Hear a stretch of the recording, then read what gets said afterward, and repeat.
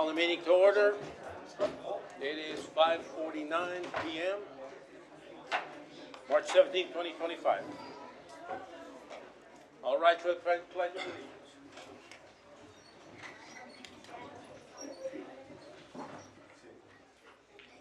I pledge allegiance to the flag of the United States of America and to the republic for which it stands, one nation, under God, indivisible, with liberty and justice for all.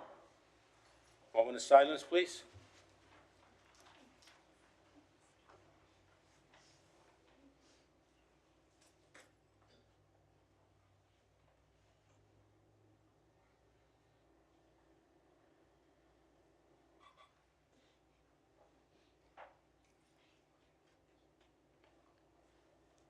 Thank you. We also want to give condolences to the family of Juan Ramirez, previous council person. Condolences to the family. Thank you. May be seated. Thank you.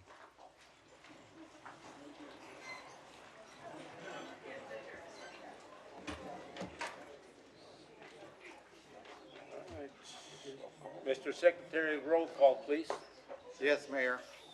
Honorable Mayor Dr. Victor D. Trevino. Present.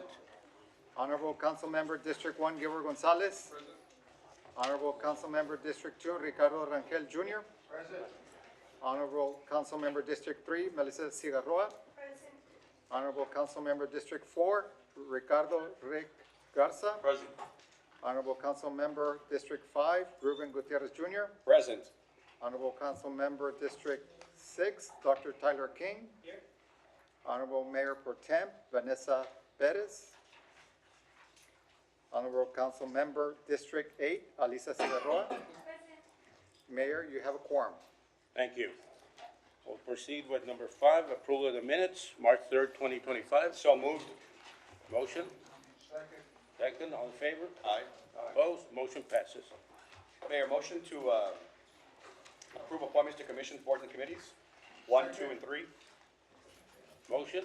Second. Second, all in favor? Aye. Opposed? Motion passes. Motion to open communications, number 1. Second.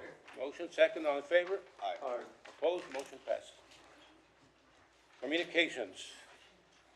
Presentation by mayor, providing general comments on city matters, upcoming initiatives, and other relevant updates for the council and the public. Wanted to thank everyone that participated in the legislative trip to Washington, D.C. It is important to keep the public informed that these trips are essential to making sure that Laredo has a seat at the table. For far too long, Laredo has been a conduit for a large part of the commerce coming into the United States. Yet we are limited on the resources that we get in terms of infrastructure, public safety, based on population size. This is part of the reason why we need to advocate and make our case known in places like Washington and Austin. I'll speak further about this during my agenda item. Some upcoming events and announcements. We have a binational marathon, the Los Dos Laredos, happening on March the 30th that begins at 6 a.m. This is a unique race that begins at Jarvis Plaza and ends at Palacio Federal in Nuevo Laredo. So it begins in one country and ends in another. It is also one of the few Boston qualifying races in Mexico and the only certified race in the Mexican border. As a belief that I share with Alcaldesa Cantu Rosas of Nuevo Laredo, we are two communities that are intertwined in commerce, family, sport, and I invite the public to share that everybody can come to this event. The Mexican consul, Juan Carlos Mendoza, and I will be there bright and early with the Parks and Recreation to start at 6 in the morning. There's also going to be a Cesar Chavez March on March the 29th at 10 a.m., starting at Bruni Library Plaza, and ending at San Agustin Plaza. This is to celebrate a great American labor leader and civil rights activist, and we welcome everyone to join us. That is my communication. Well, we have public comments. Citizen comments. Fernando Baldazo.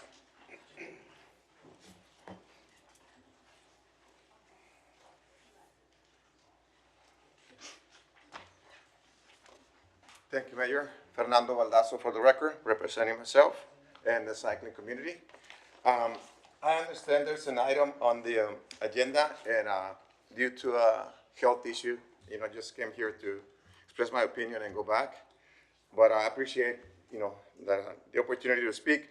And I understand, according to what I read, that there's going to be a set in motion to start working on the trails and Shiloh trails, bike trails.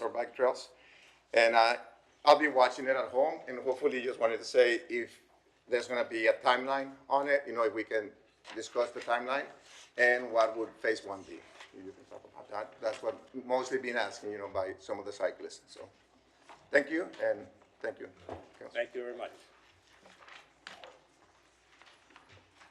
Roque Godinez.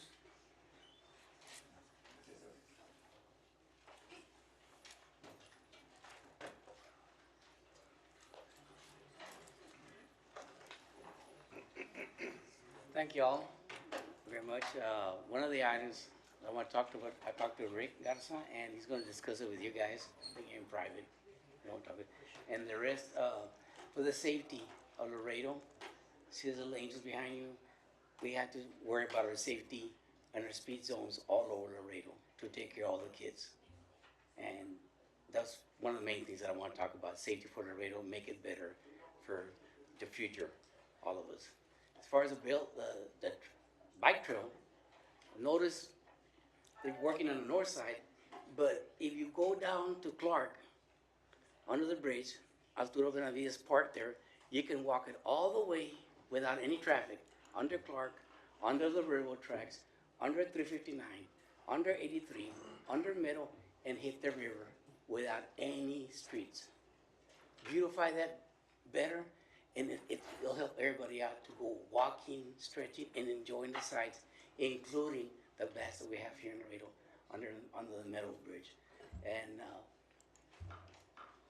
let's work together, make Laredo safer and more beautiful for everybody. Thank you all. Take care. God bless you all. Thank you very much.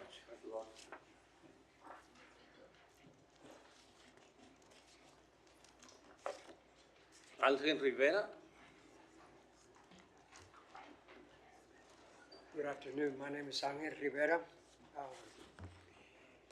Council members, I'm here for the last time to let you know, I already talked to Councilwoman Melissa Figueroa about what I intend to do with the space at the library.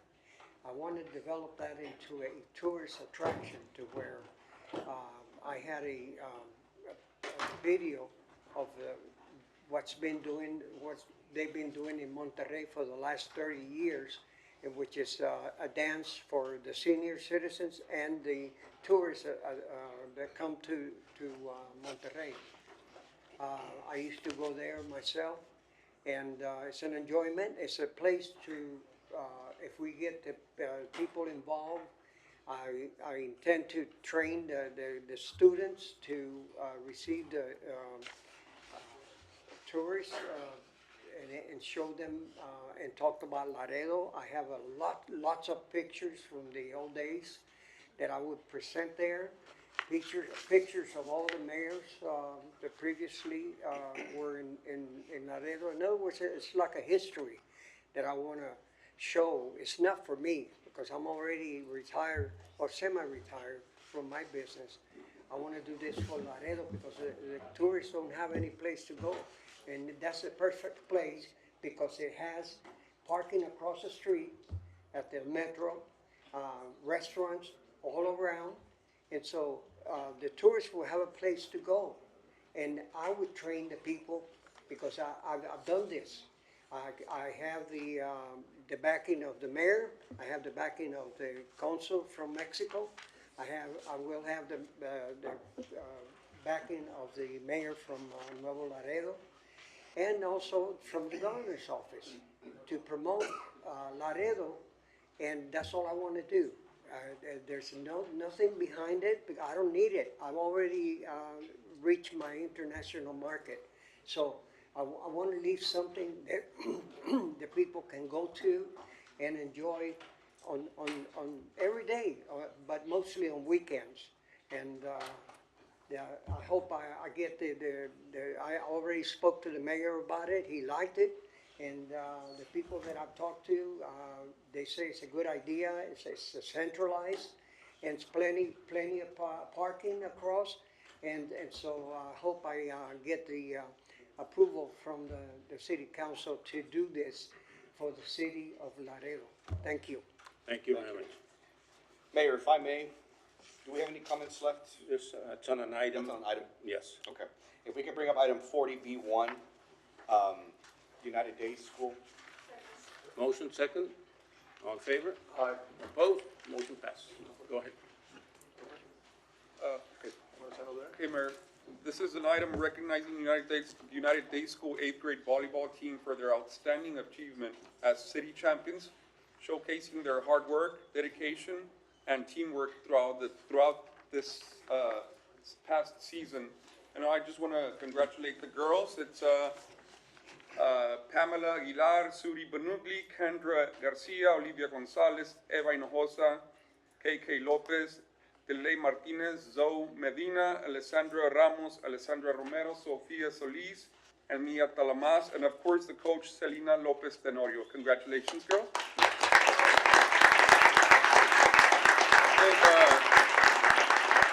And if I can have Councilmember Tyler Rubin down to present the plaque as well, please. Absolutely.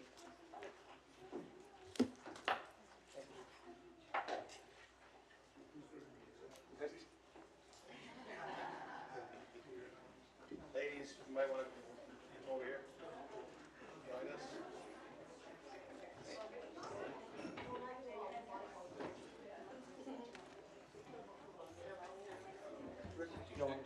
Y'all wanna go back there? Yeah, give it to her.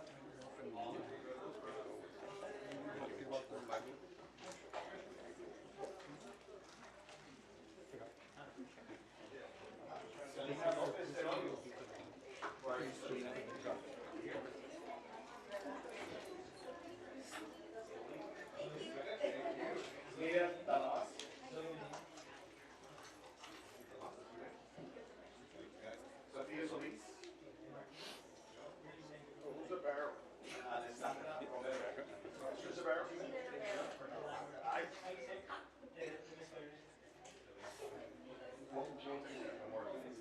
Alessandra Ramos.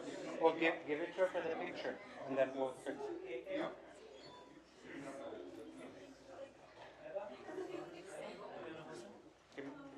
Just like.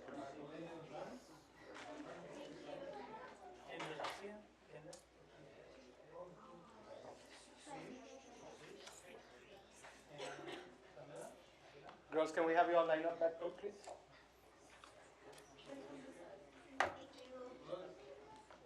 Let's do 2 rows. Some in the back, some in the front. Right there. Just kneel a little.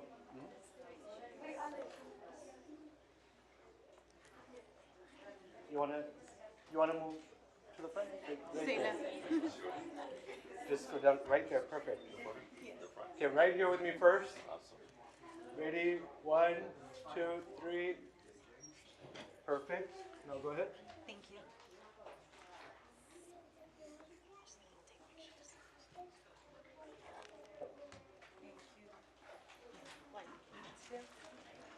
Si no nos vamos a pasar. Yeah.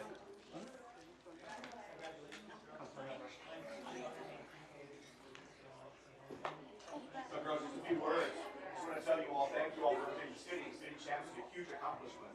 And you all are seriously a beacon of light for our young girls. There's somebody, you all they're looking up, they're looking up to you guys. You all are the example. You all do great work. You do wonderful representing the city of Laredo, representing the school, United Day. Want to give you all a huge thanks. Keep up the good work. Keep on working hard, guys. Thank you so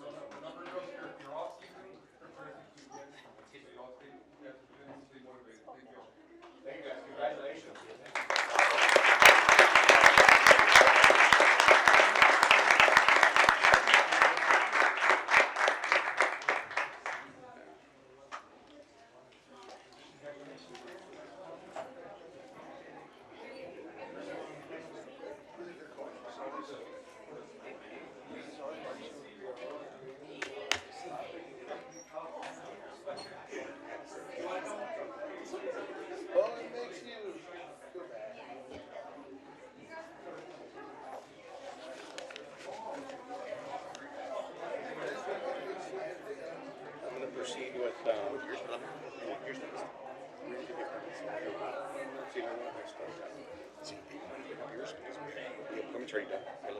Yeah, that's it. 40A123. 40A123. Yes, sir.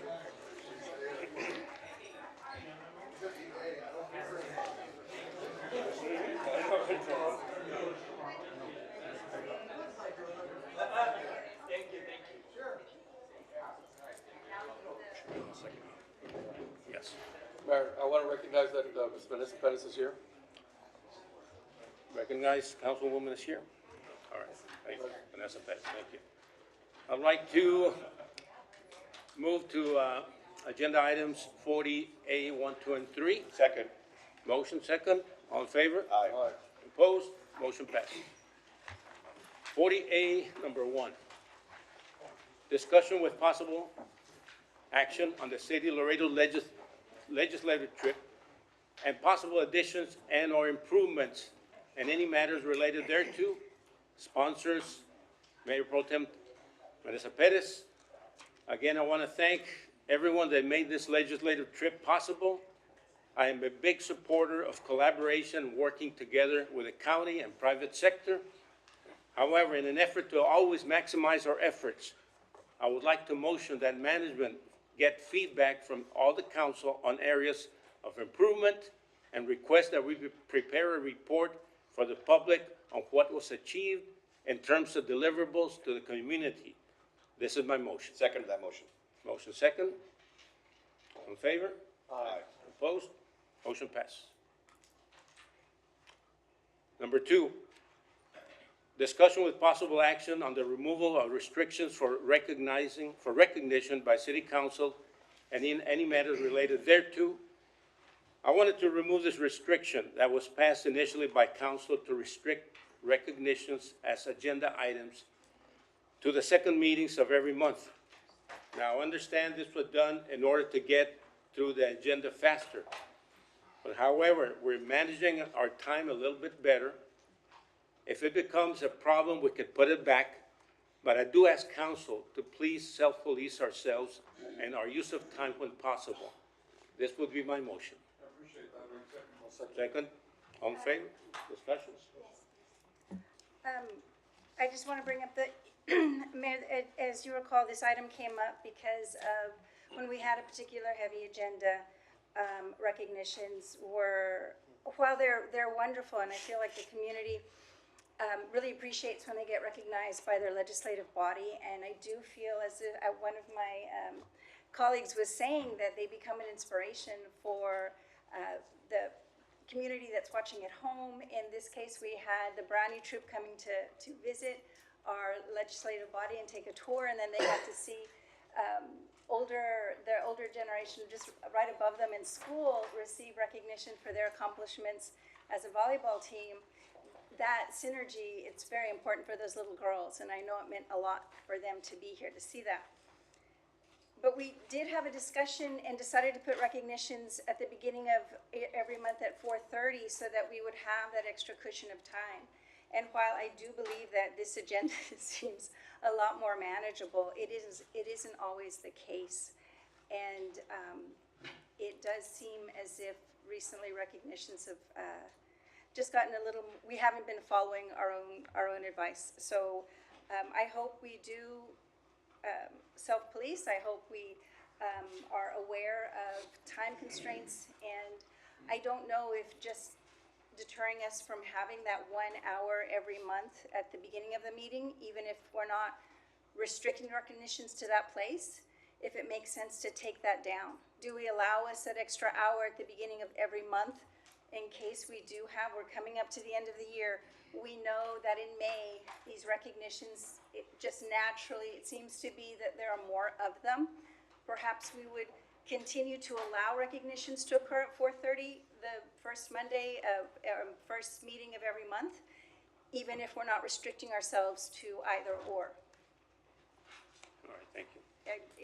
I could offer that as an amendment if anyone would pick that up. Go ahead. I think I understand where you're coming from, Mayor, because, not all of us, they don't get a full council at 4:30, they don't get a full, I don't know how many of us are here at that time, but I'm pretty sure it's probably just you, Mayor, and a couple other council members here and there. So if we're gonna keep with the spirit of giving them a full recognition, I think it does make sense to have it in front of a full council.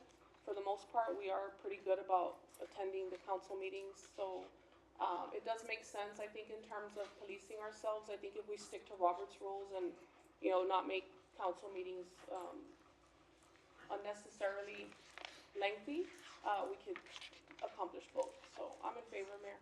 All right, thank you. Anybody else? All right. Call for the question. We have a motion. We have a second. All in favor? Aye. Opposed? Motion passed. Thank you. Number 3. Discussion with possible action on appointment of liaison to update city council on public inquiries and projects and any matter related thereto. Now, the reason I brought this item up is I have spoken to management on having points of contacts and follow up on projects and inquiries that we may have from the community. It's more about customer service and making sure that we know as a council where our inquiries are so we can update our constituents. I think that management has a structure in place and can give us a synopsis on how it currently works. So this is my motion. Second motion, second. Yes, sir, Mayor, City Council, I was gonna walk through this. I think I shared some of this with you in my evaluation and all, but I wanna make sure that you know exactly how our team is working from the city manager's office and through the structure. So, see if I can, my slides are not moving.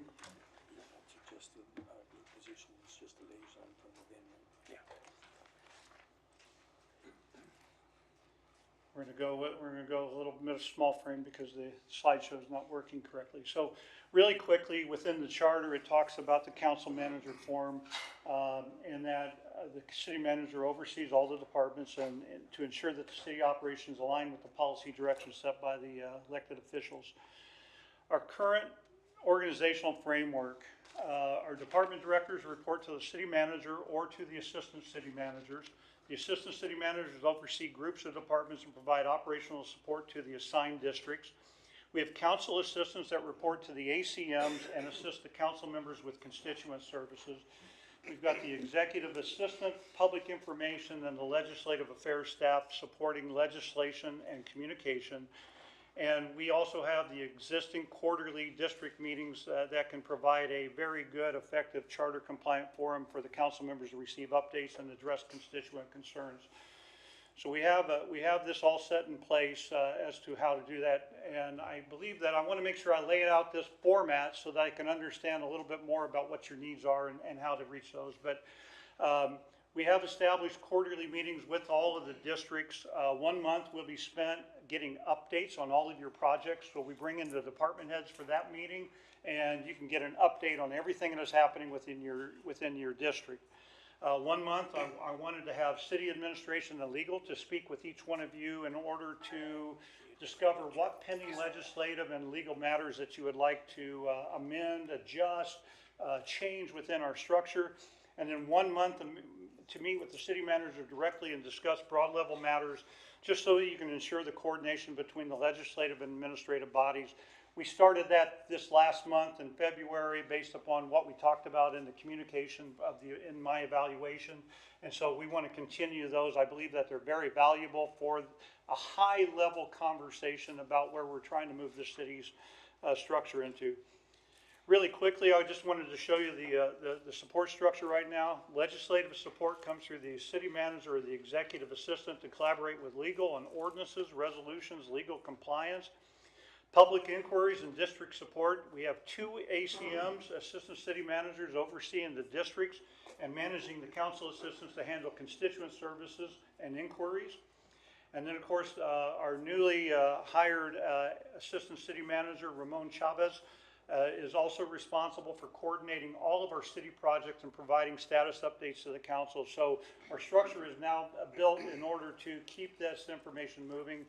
Really quickly, just again, talking a little bit about those 2 assistant city managers, Mr. Landine and Mr. Valdez. They oversee the district operations, the day-to-day stuff.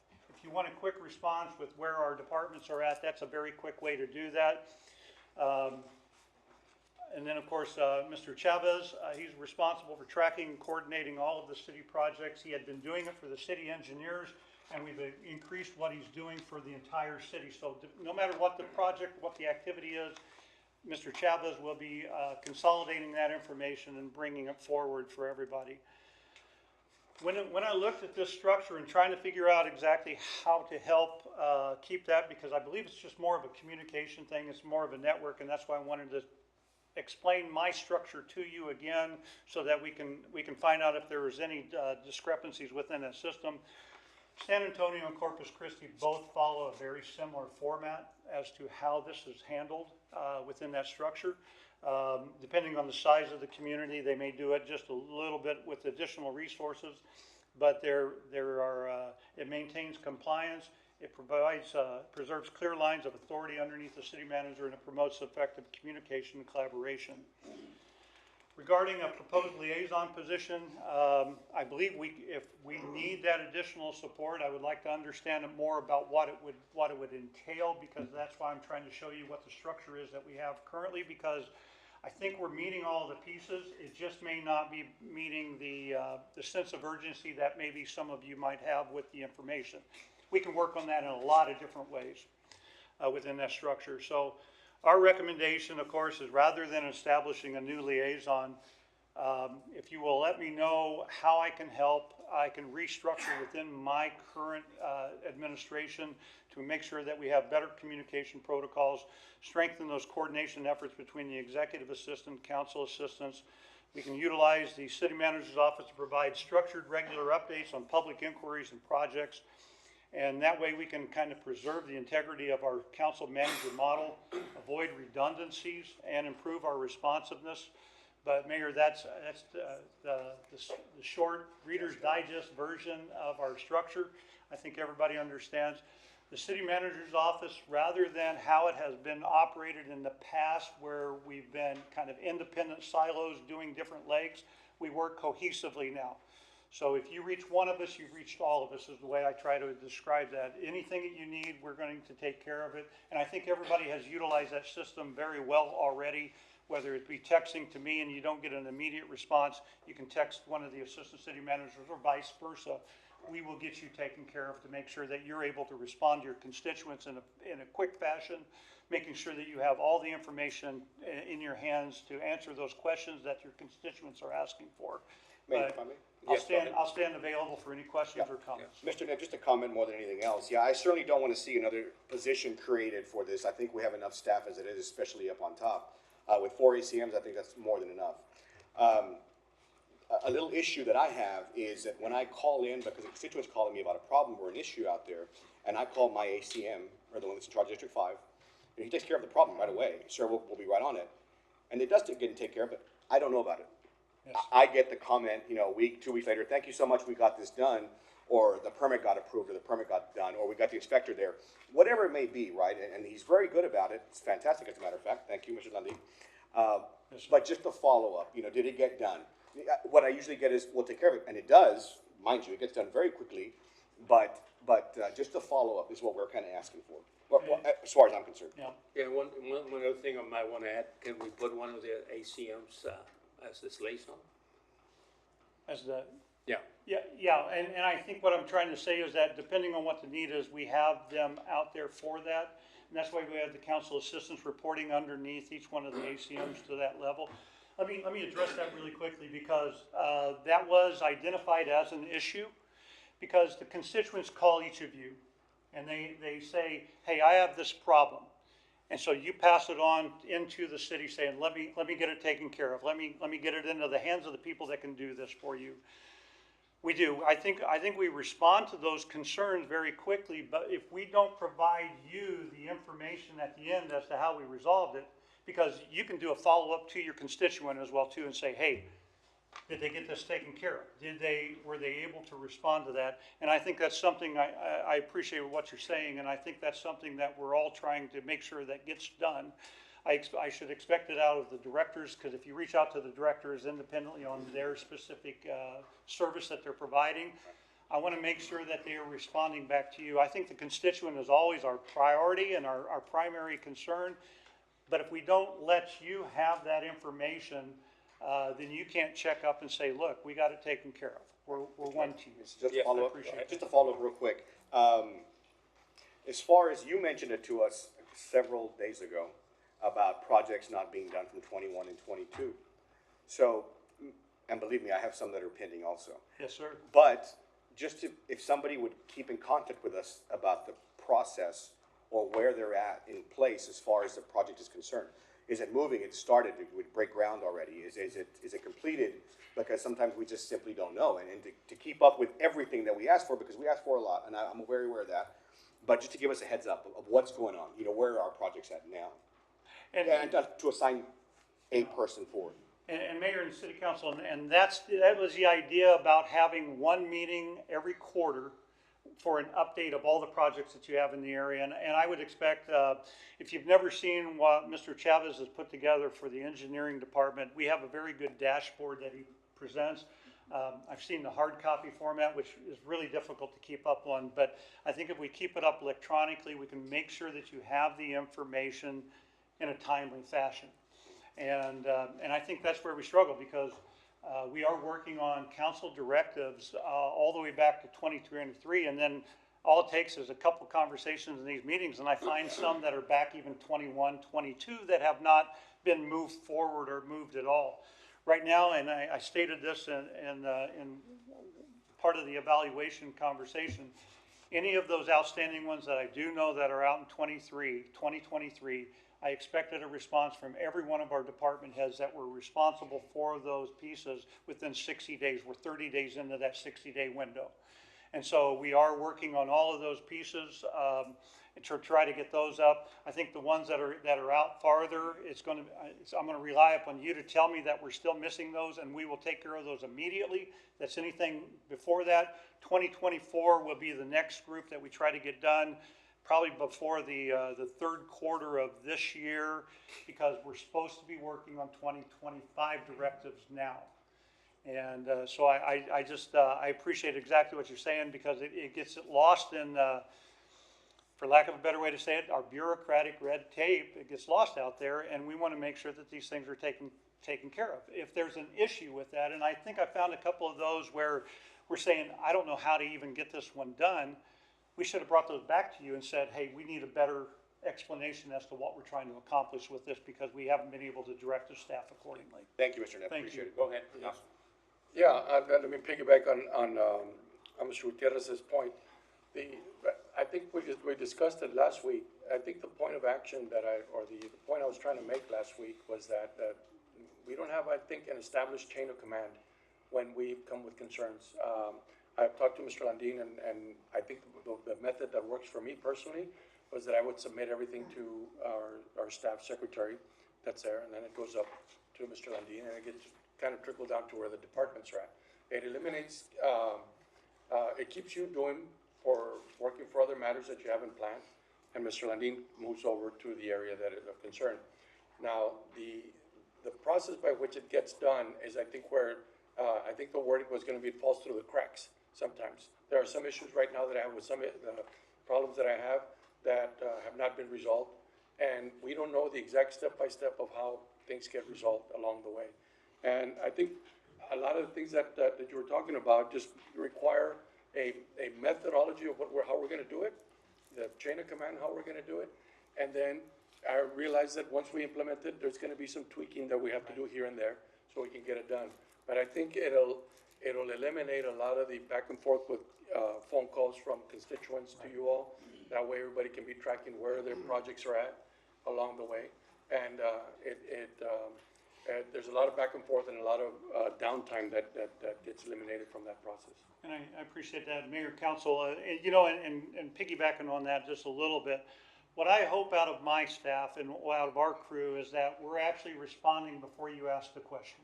In my mind, that's the perfect scenario for that. We're providing you that. I believe that when we first created the Friday reports, where we put out information from the departments, the idea was to provide the updates on everything within the Friday reports. it gets lost in all of that information if we're not careful for that. So I think it has to be a more cohesive direction to each one of you individually for those pieces that are important within that structure. And I think we can get there. I think we've made strides within that whole model, but I think having that. I'm sorry, and I wanted to follow up on that because I think the supporting information, I think, is been inconsistent on agenda items. There's no support information on Fridays that I'm aware of. I mean, we've gotten some in some cases, but the supporting information, I think, it'll eliminate a lot of the questioning that's going on here. And as to why this agenda item came up, what's the rationale behind it, and what is the remedy for it. And so we move forward back and forth, and I think that Friday packet it's very important. I don't know how anybody feels, but the hard copy of it is what gets you to sit down and look at each one of them, and it eliminates a lot of the questions and back and forth during the meeting process. Certainly. All right. Go ahead. So, Mr. Mayor, just wondering, how many projects do we have from 21, 22, or 23? Do we have like an amount? So, that so been done? what we are tracking, I'm not sure about the projects themselves as projects. What the worksheet that I provided out for everybody is what's considered council directives or council inquiries. So the difference between a council directive is that it's a decision that this body has made at one of these meetings. And when you do that directive, and it's generally those items that you've added in at the end that were just like this item that we've covered, we call that a council directive. Once that is passed by the council, then it goes into this worksheet. Monday.com is our database that we are utilizing for that. What city management does with that item there is that we will then interpret what the decision of this body was, and we will assign it to a department if it's necessary to go to a department to complete that work. An inquiry comes from each one of you individually as well too. And if you remember in charter states that inquiry should be kept at any inquiry that's a nominal use of time and everything will be considered an inquiry. If it's a report that you need in order to get to something.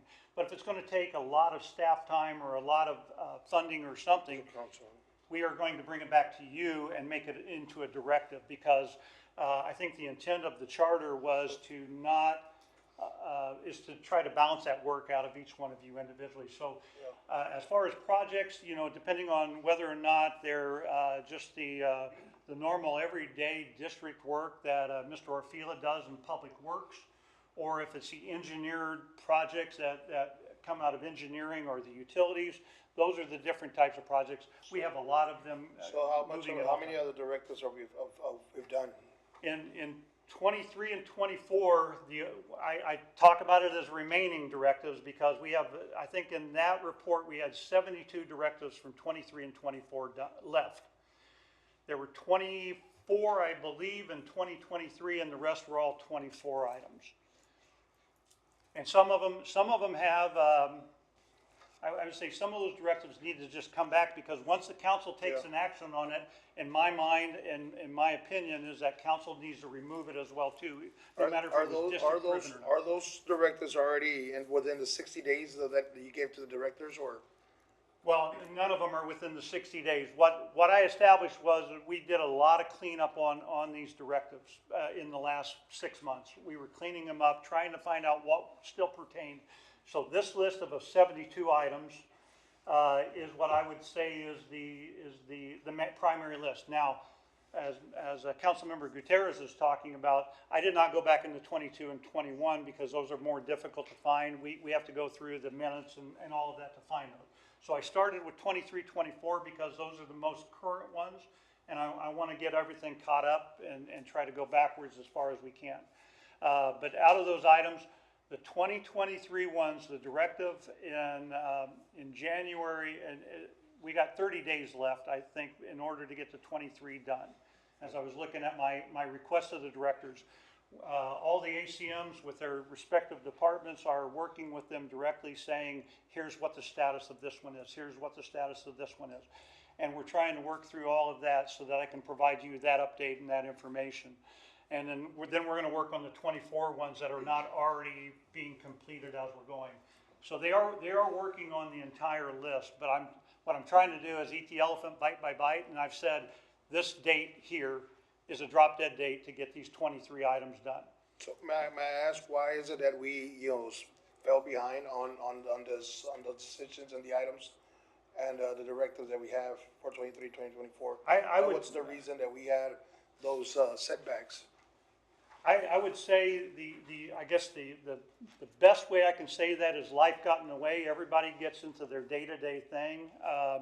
And I would also state that with the possibility of 3 directives out of 9 of you every 2 weeks, essentially, that will create that log. Now, I would love to go back through and tell you how many we actually completed, because these are just the outliers. We completed a lot of that work. I mean, but a lot of the directives that you provide are, let's assist this group, or let's assist that group. And so those times have come and went within that structure. So these are the ones that, I know that there's 3 traffic studies out there right now. I believe we have some speed hump ones that are still pending out there as well too. And so those are the ones that take a little bit of time in order to pull them back in, but I know we were working on them. I think there's one out there about developing out a business plan to match up our service model to the Smart Cities Initiative. And that's a lot longer conversation that would occur. There's a lot of research that goes into those kind of directives, so they would take longer. What I've tried to establish, and I provided that in one of my protocol sheets that I provided, I think in November or December to you, is that I've created a time response as far as when an item gets placed on the agenda as to how quickly you get your response back. And I will say that unless you should have a response back within 90 days or shorter, depending on what the request. If it's a report that we're already making, it's very quickly to get it done. If it is going to take some research, it could be taken 30 to 60 to 90 days. But I would say that in 90 days, if it is something that we haven't got completed, it's coming back to the city council to say, hey, we want to put this onto next year's budget, or we want to do something with it. That way, you've got the information. So I would argue that it all falls behind in a lot of different reasons. I think our staff does a fantastic job of taking care of the immediate needs that we have, and then they try to take the space in there. I have found at certain occasions that we haven't had enough of the people to do the type of job. We're short on engineers right now, so we have to contract out a lot of that work. The conversation I've had with our crew is that what we've had a tendency to do, and Laredo's no different than a lot of other communities out there, we lower our standards to the amount of resources we provide to an activity or a thing. We can't lower our standards. We have to stay at a high standard, and so that means we have to bring in the right resources at the right time to meet that goal. So, And, yeah. Mayor, so one more thing, just. Yes, go ahead. So what is it that, as us as council, what is it that we can do to help, to alleviate all those problems, or is there a directive or an ordinance or something that we should do, a directive that we should do so we can alleviate and catch up to 23, 24? Or is something that you have in mind, that you think we should do, a tool or something that, that can help us? I'll tell you, the one thing that I really believe that the council can do is that when we put these items on there, because our charter states that when you put those items on there, we may not even know what the item is until you put it on there, which means that it's either posted Wednesday of last week or Thursday. I think if we can get the heads up even earlier, we can prepare information and. Do you think if we move the time frame instead of a Wednesday the week before, and we move it until Monday the week before our council meeting, that'll give you enough time to do research, and you will come back with a solid, more information, investigation and all the reports that you need? Well, if I can get the heads up, I mean, say we at one of our monthly meetings, you provide the list going, these are the things that I really need done, or you make the phone call and say, I need to know this. We started as an inquiry. We started as, this individual council member needs this information. We do it already. I'm trying to put a system to it is what I'm trying to do. You call in, you tell us we need that information. We will provide you with, this is how long it'll take to get there. if you're not comfortable with that time frame, or we say, you know, this would be better if we brought it to the full council and made it a directive because of the amount of resources we put to that. Those are the things I think that we can work together on in order to make it work a little better. I don't know if there's an ordinance or a resolution at this time. It took so long to consolidate this information so that I could even give you a list and said, here's what I think the list is, tell me what I'm missing. And that took a while. It was about, I think it was October, November, when I first got the first list out.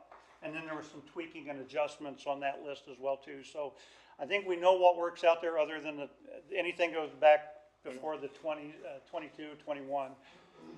So I don't think there's any action to do other than I will provide you again with the timeline as to how quickly we can respond to these things. But if you give us a heads up and say, this is the item that we're looking for the information in, because some of the items on the agenda, and I think I've spoken to some of you individually as well too, it doesn't really take council action in this meeting to get them done. All you have to do is let me know that you need the information, we'll get you the information. The information that should be coming to the council, even from your level, are the things that this body needs to work on. Mr. Knapp? Yes, sir. In your opinion, do you think that the use of workshops instead of directives could be more efficient? Mr. Mayor and City Council, I believe that, and I think this is what we talked about. We do have a workshop next week. I'm hoping to have on Monday. But I believe that if we can put in some strategic workshops throughout the year, I think it would go a long way to further vet things and further prepare things that are coming forward. What I'm working with our departments is actually building out when they need to have things hit the agenda, so that it doesn't feel rushed. Some of you have stated at time or two that it's like, well, this is the first time I've seen this thing coming. I would like to think about this before we take action on it. And ordinances at least give you 2 shots at it. The resolution gives you 1. Perfect. All right, go ahead, Councilman. Mr. Knapp, really quick, for this summer or before the budget cycle starts or the conversations, may you check what the population was when we started working with a half of assistant?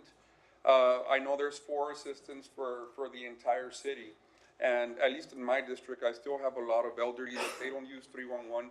So, and they call me, and that's fine. So my work orders will start stacking up. And when I call my assistant, and then another one missed from another district for council member Ms. Perez or whatever, so she fills in, she starts helping, aside from sharing her with District 2. Right. So then our work orders will just stack up. So if you can please, for our next budget cycle, check out what the population was when we considered to have a 0.5 assistant under one district. Yeah. And Mayor and Council Member, you know, I think it may have been almost a year and a half ago, I proposed changing that process and going to an individual one for each one of you for that. If we expanded their duties out, just like we're talking about here, about getting information flowing back and forth, that may be a function to do that. The model that we had was actually kind of tying essentially a contracted laborer that works directly for each of you, so that when you're termed out, that contracted laborer goes with you, and then the new council member can actually bring in one of their own contracted laborer. And so that model seems to work a little bit for these kind of structures. Within that, you know, every one of you, when you take office, you're replacing all your appointments on the boards, or you have to re-ratify the appointments on the boards. So there is a way to get there, and I would agree with you. Exactly what you're saying is, I think that the speed that we wish to work in, and it's not even about the size of the community we have, other than we act a lot bigger with all the work that we're doing. The sense of urgencies are different. We want high standards. That attention to each one of you individually would work and would help me out a lot for that. And so I think that we can bring that forward and have that conversation at the budget time. There's going to be a few other things talked about at the budget time in order to reset the pieces of what we're not covering right now. Mayor, Yes, go ahead. Mr. Neves, since we're talking about directives, and trying to, I don't know if this is an inquiry or just looking at this process, if there is a way to develop some type of annotation to them or something that connects them to our strategic planning goals. So that we, when we're discussing what we're doing and the directives that we're proposing, that the public can understand how it moves some goal of ours forward as a city. Even if it's specific, it's feeding into the bigger goal, whether that's improving quality of life, better access to services, helping encourage economic development, whatever that might be, but making that a little bit clearer, because they can get very, there's a lot of red tape, but we want people to understand how it moves the city forward. Yeah, and Mayor and Council, I know prior to me being here, some of the previous agendas actually had those items, or had a disclaimer, not a disclaimer, but a claimer. Yeah, it added on there saying this is a quality of life thing, or this was whatever that issue is. The conversation that I've had with directors as well too is that everything that we do should match back to our comprehensive plan to some level. And I would argue and debate that I think almost everything that we do is there anyway. It's just quantifying it or qualifying it. Mayor, if I may? Go ahead. Oh, thank you, Mayor, Mr. Knapp. I think I guess the topic of this agenda item is valid in that, although we do have, like you mentioned, Mr. Knapp, the council management form of government, and we do have the charter that we have to work by. The intention of the charter is to facilitate, right, government, like for us to work better for the people. And we're seeing that there's still some disconnects there. There's still a lot of constituents that are unhappy with the service that they're getting in some way, some form, and we're all getting the phone calls. And, you know, we're trying to be respectful of the structure, but at the same time, there is a need for some additional support for us. I don't know if having, I think maybe having a full council assistant would help, but there is, I think, a need for us to have a little bit more help in our office, the council and mayor's office. Right now, it's just all of us and half an assistant each. So we appreciate that we're trying to help you in your org chart, but at the same time, the constituents call us, right? And whatever happens at the city, we still have to provide that oversight over you and over everything that's happening. And it's very difficult for us to do that when we ourselves don't have the resources. And so we're putting a lot of our additional time, and that's where the whole, you know, us having to kind of work and make sure that all of these things are in place. But if the mayor's bringing up a liaison, maybe a liaison isn't the answer, but maybe something else will work better, that we could come up, zone, maybe we can come up with a way to, you know, right now we have the auditor that reports directly to council. Maybe there's a way to expand under that office or create some kind of additional branch within our office that we could use to have somebody on our side to help coordinate better as a liaison, because the word here does say liaison. So I think that we're trying to get creative and work within the bounds that we have, but at the same time, the ultimate goal is just to make sure that projects are getting done, that the citizens are being serviced. And I can appreciate the fact that you're talking about a backlog and projects, but I do see that certain things are going on the agenda that are new directives, and there's still old directives that aren't taken care of. So I'm not sure who's making that decision on what's gonna make this agenda or what's gonna become, like, you're trying to tackle new requests and tackle old ones, but I mean, this is my second term, and I can tell you there's directives and things from my first term that are still not done, and, you know, you haven't been here this whole time, so I can understand that as well. Yeah, I think this council is trying to make efforts to create stability and to create consistency and up the level of service that we're providing and make sure that all of these things are getting accomplished. But there is some need to kind of revamp some of the way things are structured on our end, is what I think this agenda item is kind of alluding to. And Mayor and Council, and I appreciate that as well too. I'm happy to bring back some ideas and options for all of this as well too. I talked about just some of the ones that I've thought about over the last year and a half. I think that the frustrations that sometimes that you feel, staff feels as well too within our structure, that there is so much work that we're trying to do for our constituents and everything. We want to do the good job. I would state that we are not missing any of the constituents that I know of that have reached out to any of you. We do respond to all of them. It may take a little bit of a time. We have new ones coming in at all times based upon, you all know which ones that we're working on right now as well too. And so I think those are the things that we are always trying to discover a better way to get this work done, because a lot of it, and we research, when a constituent calls, we will research the issue to make sure they get the right response as well too. We don't want them to get a bad response. And so that takes a little bit of time as well too. But Mayor, Council, I'm happy to keep working on this. Hopefully you can understand that we intend to do better and continually try to do better with everything we're doing. I think that's the model that we're trying to do. I cautioned you all that I'm going to try to move a lot faster this year. It's my third year. I've listened. I've planned. This is the year that everybody just needs to keep up, right? And hopefully I can catch you. Yes, go ahead, Oh, Councilman. I just have the mic, sorry. Thank you, Mr. Neb. Councilwoman, the chair, please. Thank you, Mayor. Go ahead. Thank you, Mr. Neb, and thank you, Mayor, for this item. I don't fully understand what this item's about. I do think that I can share some of the concerns of my colleagues and Mr. Neb. I do, as I've said this before, I think it falls back on us to be more, perhaps aligned with the Viva Laredo comp plan. Every meeting, I think that we think in 2-week intervals rather than where do we want to be in 5 years and where do we want to be in 10 years. We're able to add 3 items to every agenda along with supplemental items. I think that's part of the chaos of where we find ourselves as a city. And until we can take a good look at how we're operating and see if there's room for improvement to just find some alignment, then that might help as well. But maybe something just to consider.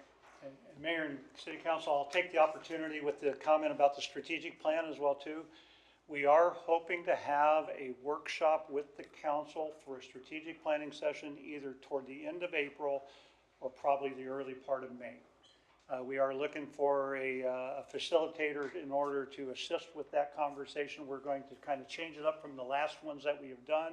We want to, I know that planning and zoning is going through the comprehensive plan. It's almost time to re-update that. So we want to make sure that we've evaluated that information, but it has to be based upon your vision. And then my goal or my job and the team's job is to enact that vision of the council. And so that'll be where we're headed for that. Just want to be aware, going back to the idea of the workshops, I think that was one of the things that you talked about. We need to have these conversations more in order to get them done, so I'm happy to do that. I just wanted to make sure you understood where we're at. I'll try to provide some more additional clarification based upon our conversation tonight in order to make sure that everybody, you should never have to worry about how to contact our office in order to get a response from you, what your needs are. Mayor, if I may. So, sir, what I want to do, I want to make a motion to move the day of turning in our item agendas for every Wednesday before the week. Let's do it Monday, start off until Monday. And so you can have, Wednesday will be the deadline, or maybe Friday, we got to amend it. But they'll give you the time to do all the reports. And we can start off like that, just for Monday, the Monday before that meeting, and give you that time, that whole week, to do research, reports, whatever. But, making sure that by that Monday, it give you a whole full week, work week, not doing it just Wednesday, and having 2 or 3 days, just to do reports and check on statuses. At least you got, since 1 month, a whole week, we'll close the day on Wednesday. And if we gotta add anything on Friday, I know the mayor, we gotta go through the mayor, but if anything on Friday, we can amend the agenda. We have to add any other, item that comes into amended agenda. So that would be my motion. I'll second if it's under the scope. If it's under the scope, Okay. Is that a motion? I got a second already, Mayor. Motion second? Their point of Hey, order. you know, Go. Second for discussion. Okay, thank you. This is, I know we have a lighter agenda, so we're filling it with, this, discussion. We wanna make sure we don't leave before 11 o'clock tonight, right? Right, everybody? Okay, no, kidding.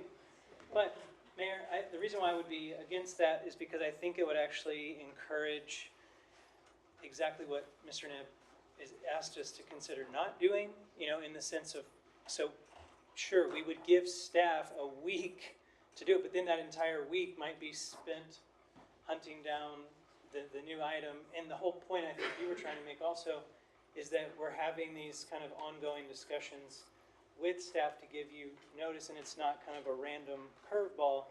So I could actually see this making things a little bit worse, because it would then absorb the entire week of someone leading up to the next meeting, because hustling down an agenda item from Monday to Friday instead of just Monday afternoon to Friday. So that's the only reason I would not support that. I think the system is the way it is. I think it's more just about us doing a better job of communicating with you all in advance and not throwing as many curveballs as possible. And because we have a lot of freedom in the items we can throw in there. We don't need a co-sponsor. Like some governing bodies require at least one co-sponsor or two per agenda item. There's ways that we could make our agenda items more thoughtful. So I think this would be something to discuss, but I mean, I would vote Councilman, go ahead. Mayor, if I may, it's understandable. I understand what Mr. King is trying to say, Councilman King is trying to say that if we don't, you know, we're gonna add more to the agenda and we're gonna have more things, you know. But at the same time, we're gonna start thinking about staff and who does the heavy lifting, which is the staff. The staff is looking out for reports, looking for updates. So we'll give them time from Monday to Wednesday. And like I said, it's from Monday to Wednesday, closing off Wednesday.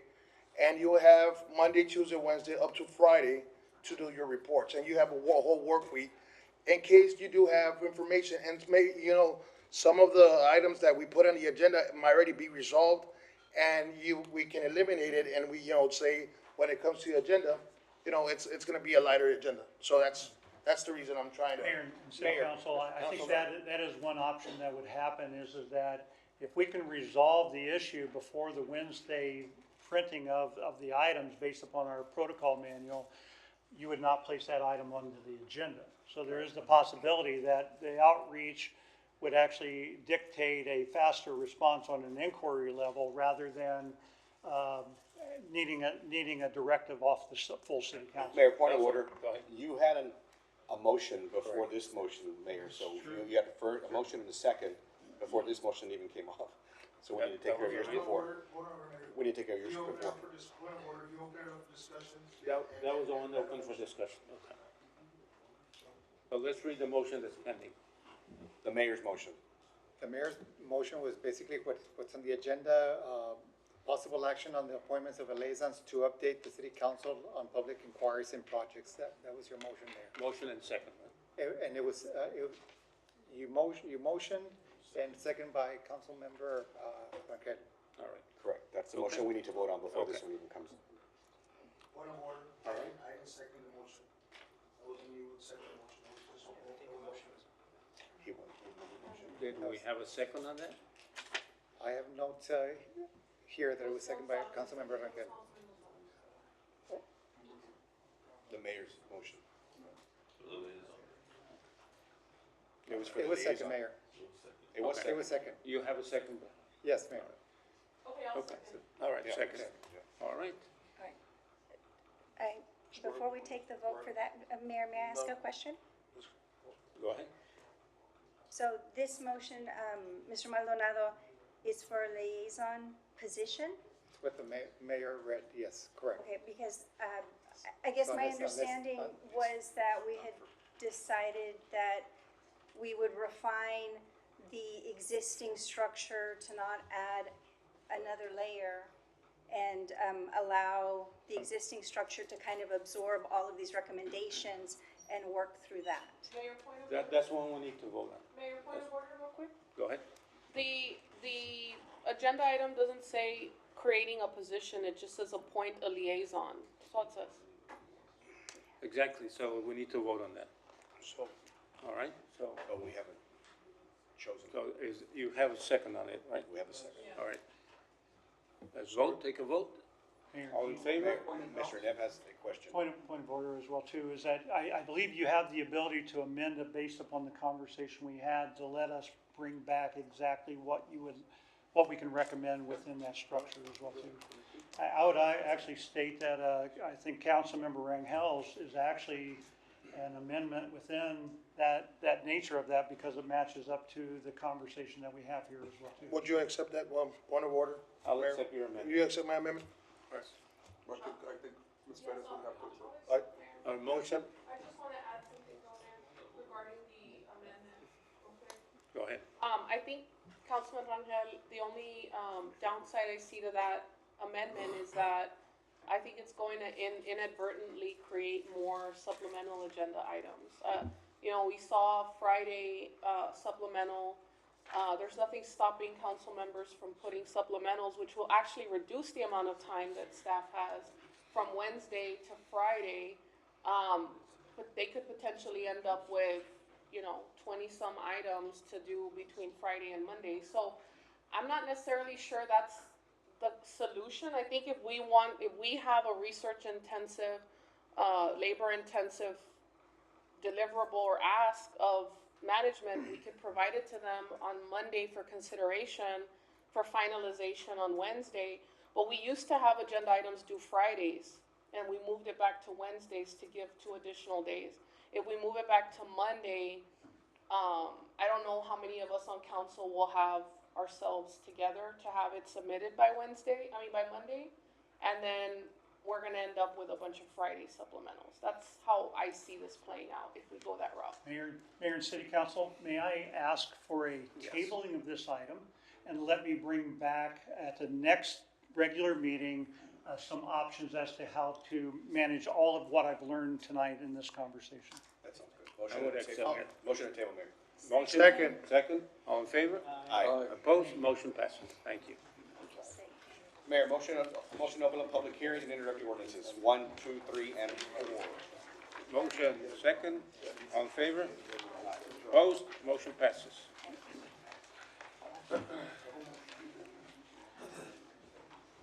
Number 1, public hearing introductory ordinance amending the zoning ordinance map City of Laredo by authorizing special use permit of a tobacco shop on lot 7, 8, 9, and 10, block 1372, Eastern Division, located at 2419 East Saunders Street, Suite 107, 1,379.04 square feet. The Planning and Zoning Commission recommended approval of the proposed special use permit and staff does not support the application.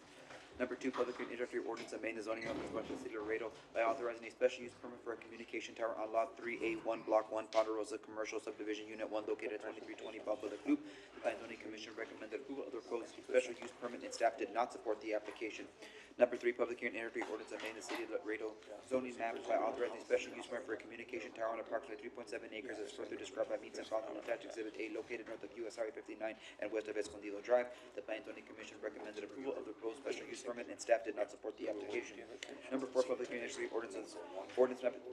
Public hearing introductory ordinance, the City Council of the City of Laredo, Texas authorizes city manager to accept and enter into a contract with the Meadows Foundation for the Community Mental Health Program Recharge Center at Santa Rita, amending the fiscal year 2024-2025 budget by appropriating revenues and expenditures in the amount of $18,600 with no match for the City of Laredo Public Health Department for the term period from October 1st, 2024 through September 30th, 2025. Funds will be accepted into the Laredo Health Department Fund, the Meadows Foundation grant, and that's it. All right? All right, number 1, for or against? For or against? For or against? Okay, motion to open and introduce. Close and introduce. Close and introduce. Second. I have a question. Go ahead. Hello, how are you? So I just want to make sure that we're understanding this, because there is some questions. This is another tobacco shop. We just had one last meeting that got voted down because it was 100 feet from a residential area. My understanding is that we went from 300-foot clearance for any tobacco shop to be located next to a residential area to 800 feet, because council was concerned about the impact it could have to minors that live in that area. Now, this is a completely different area and a different setup, right? Because East Saunders is a busier street, there's more retail activity and commercial activity. But in the end, it's still falling at 560 feet, which does not meet that new minimum that council very recently voted to increase to 800 feet. It seems to me that we kept being put in this position that we have to special use our way out of regulations that really should just be applicable for all types of cases. So I can see why the commission thought that this particular case could get out of this 800-foot restriction that we put in place. But if we don't begin to enforce our restrictions, then they become meaningless. Is there a process by which we can take a view of the city and make some recommendations that will hold, where the restrictions will meet this idea that we want to protect our minors from gaining access to a vice or from promoting a vice that we know in the long run is not healthy for them, right? I think that was the intention of the original extension of that distance. Look at the areas in our city, just so that we don't keep having to put a square peg in a round hole. Councilwoman, for the record, Honorable Mayor. Go ahead. For the record, Rafael Vidal with the Planning Department. So under the policies and procedures that we have in place, just like this and many others that require a special use permit, we, under our policies, that we cannot prohibit someone from applying, so they have to run through the gauntlet, and that's how this item is here before you today. So again, a special use permit is an item that is processed. No one can be denied from filling an application and going through, and that's where we make our recommendations and the recommendation for P&Z. Yes, go ahead. I think, I mean, I agree 100% with Councilwoman Figueroa. The problem that I have with when we get these type of agenda items, again, the supporting information that doesn't come with it only puts us in a bind because we have to make a decision on this. I am all for anybody who wants to open up a business. I'm 100% behind it. But I think this city is growing at a level where we're at the crossroads of trying to do what's best so that we can bring in more investment to my district, and PNC, or the zoning ordinances get in the way. Yes, I am not for promoting people to get into a vice that's going to be unhealthy, but that's neither here nor there. It's a business that wants to open up, but we're at a crossroads on this, and we're left in here to say yay or nay on whether it can open up based on the ordinance itself. That's correct. And I think that we're going to continue to see this, especially in the older parts of town where I'm at, because, I mean, 59 is a highly traveled area, and it deserves to have whatever it wants in there, but it just is very difficult for me to make a decision on something like this that goes against the ordinance, because I'm in agreement with Ms. Figueroa that's saying that either the ordinance is there to protect everybody from doing this, or it isn't. And it just puts us in a complete bind to try and say that Planning and Zoning recommended this item. Yes, Staff did not recommend this item. That's correct.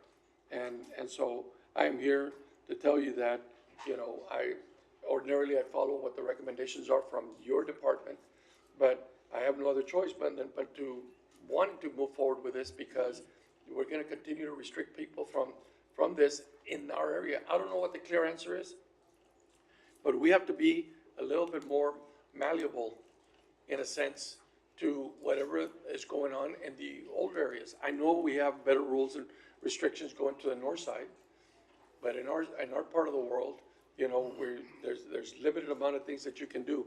I'm not sure if that same position is the same people that were there for this other one. Separate and apart. Totally, Separate and apart. Totally Okay, separate good. apart. Thank God.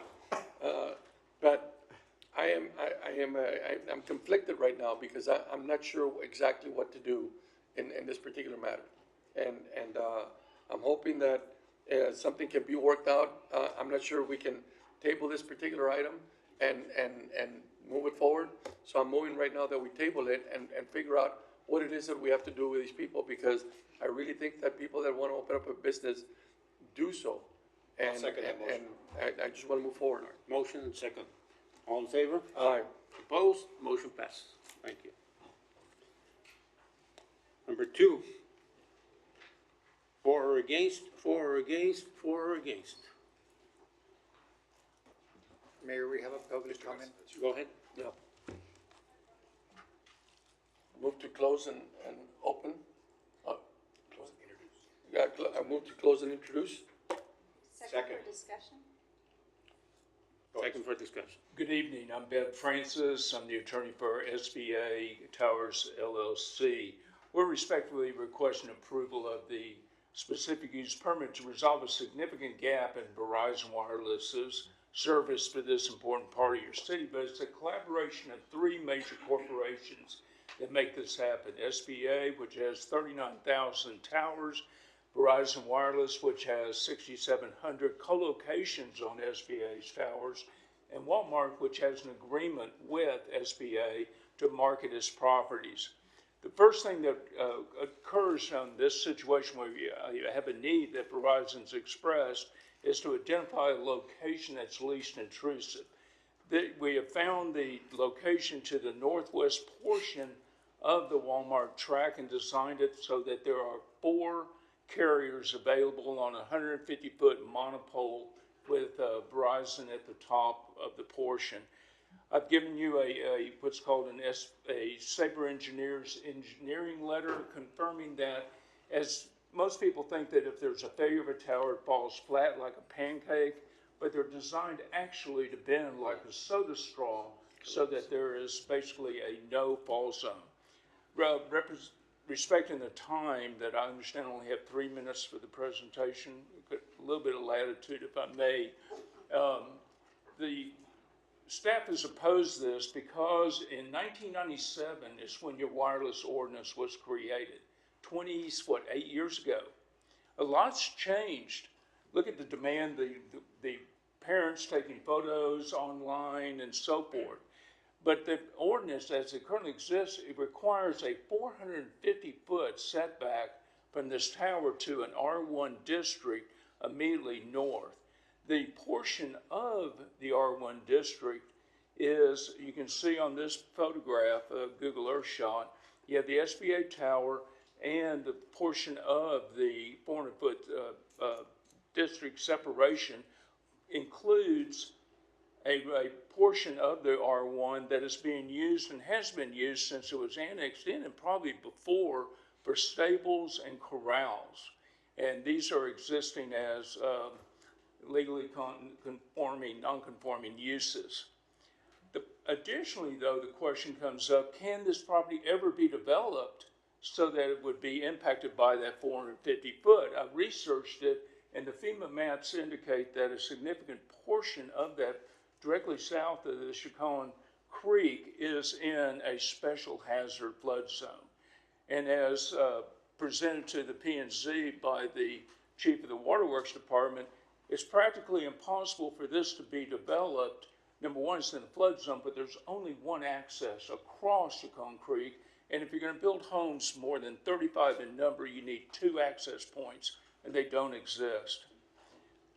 The step 4 is Verizon prepares propagation maps. They prepared maps to show that with this site, you can see the significant coverage that will be improved for this portion of your community. I've provided to you different signal strength maps so you can get assurances of the significance of this tower. This is just signal strength on the right-hand margin. You'll see that 85% of the calls are fair or poor. 85% currently. If AT&T joins on the tower, it's basically, 90% are poor or fair or non-existent. Final point is on what we call capacity. That's when you're in traffic or at home at a peak hour, you go to make a call and it just buffers. That means that the system is overloaded. As it currently exists in this area, there is a significant buffering with, almost 90-something% of poor and fair calls being just buffered or disconnected. And on AT&T, it's, you can see on the right-hand side, it's non-existent, poor, or fair. You may be aware that this is under the Federal Telecom Act. We have worked closely with the staff, which we really appreciate over the last year. We've shown that there's a significant gap in Verizon's service for this important area of your city. There's no available alternative site. The site that was selected at Walmart to be the least intrusive from the public right-of-ways, also from the residential areas. And as a denial of the special permit will essentially materially inhibit Verizon's ability to provide your constituents this service. So I've included in the binder some backup information that you may look at in the future, because your city is so well ahead with apps, with advising the community that over 85% of E911 calls are made by wireless. In the reverse, E911 calls are so critical. There is a great school, Killiam, only 0.75, 3/4 of a mile away from this area. So this service is a significant need, and we're respectfully requesting your approval. Yes, Mr. Francis, for the record, right? I'm sorry? Are you Mr. William Francis? Yes, sir. Okay, thank you William for the record. Francis, the attorney for, I thought it was another 3 minutes, so I was talking like Roger Rabbit up here, but All right, I'm okay, the thank attorney you. for SBA Towers. Did you have a question? Yes. Go ahead. Thank you so much for being here, and thank you for that comprehensive explanation. I think the area that you, like you identified, it's next to historic, or not historic, an old designation for a residential area. But we know with Walmart, with the QT gas station, all of that, the infill between Loop 20, Clark, and Highway 59 seems to be developing at a commercial pace. Yes, ma'am. And especially now that you've presented the flood maps, it seems very highly unlikely that any residential could actually go into that footprint. I did want to ask a question. I don't know if it's for you or for planning and zoning. Is there a reason why we keep these towers away from residential areas, that we have that kind of buffer zone? I think it's a product, if I may answer, it's a product of just a very old wireless act. You'll see in the information we provided you, the growth of the number of phones that we all use, especially in residential. Averages show in Laredo, the average household has a minimum of 5 to 7 devices. Yeah, And that's where you need the coverage for emergency situations. Parents need to be notified if children have situations. Unfortunately, back 28 years ago, it really was just a brick that we had in our car and we picked up and listened to. Now it is a major part of our life and safety. Well, I'm encouraged to hear that Verizon is expanding its footprint and providing this additional service. Thank you. All right, thank you. Seconds. Any motion? Close and introduce. Okay. All right, motion, close and introduce, and second, all in favor? Aye. Opposed, motion passes. Thank you all. Thank you. There's a second one for that also. Number 3, for or against, for or against, for or against. Motion to close and introduce. Motion, second. Go ahead. Name for the record, please. This one? Yeah. Okay. Hello. I'm Hope Carrico with Crafting Communications. I'm here on behalf of American Tower Corporation, another cell tower. Okay, I'm sorry, we didn't get the name for what? I'm sorry. I am with the tower. I'm Hope Carrico. The cell tower owner is American Tower Corporation. And also the landowner of the subject property. American Tower is proposing to build a 122-foot monopole tower inside of a 75-foot by 75-foot secured compound. The proposed location is on the northeast side of the intersection of Highway 59 and Bob Bullock Loop. The parcel is in an industrial piece of property with other industrial properties surrounding it. There is a residential neighborhood to the north, but it's approximately 600 feet away. American Tower currently operates a tower that is approximately 750 feet to the northwest, but the lease on this tower is expiring and the existing tower needs to be removed. So the initial staff report recommended denial based on the distance to that existing tower, but it will be coming down. And so planning and zoning recommended approval with the condition that the existing tower be removed within 180 days of the new tower being built and on air. Yeah, I'd be happy to answer any questions. Great, thank you. Any questions? Go ahead. Again, so this is the same type of tower that we were just discussing? Yeah, I didn't catch which kind of tower that was, if it was another monopole, but yes, a cell And tower.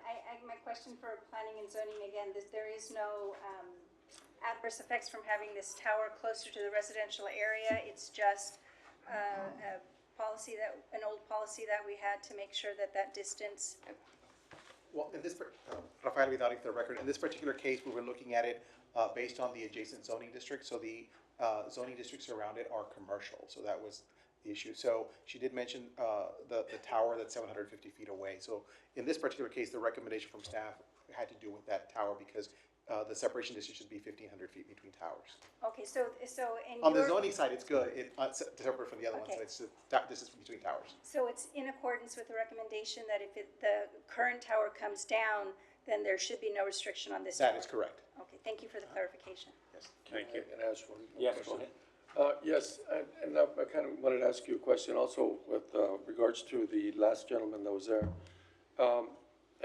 Did I understand it correctly, that towers are now being designed and engineered so that they can collapse and not fall as ordinarily one would think that 150-foot tower would fall, I guess. Right, yeah, they'll be designed with a fail point, so they'll fall on themselves. Okay, very good. I think, I mean, in light of all that type of information, might I just recommend to staff to consider these type of things when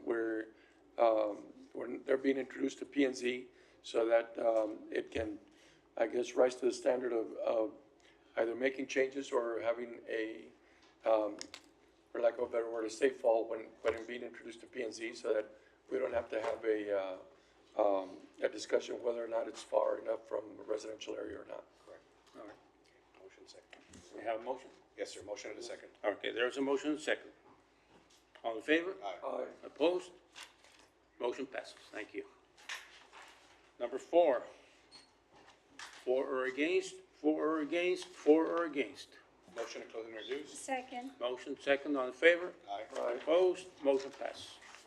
Motion to approve final readings of ordinances 5, 6, and 7. Motion second, all in favor? Aye. Opposed? Motion passes. Motion to approve the consent agenda number 8, tabling number 9.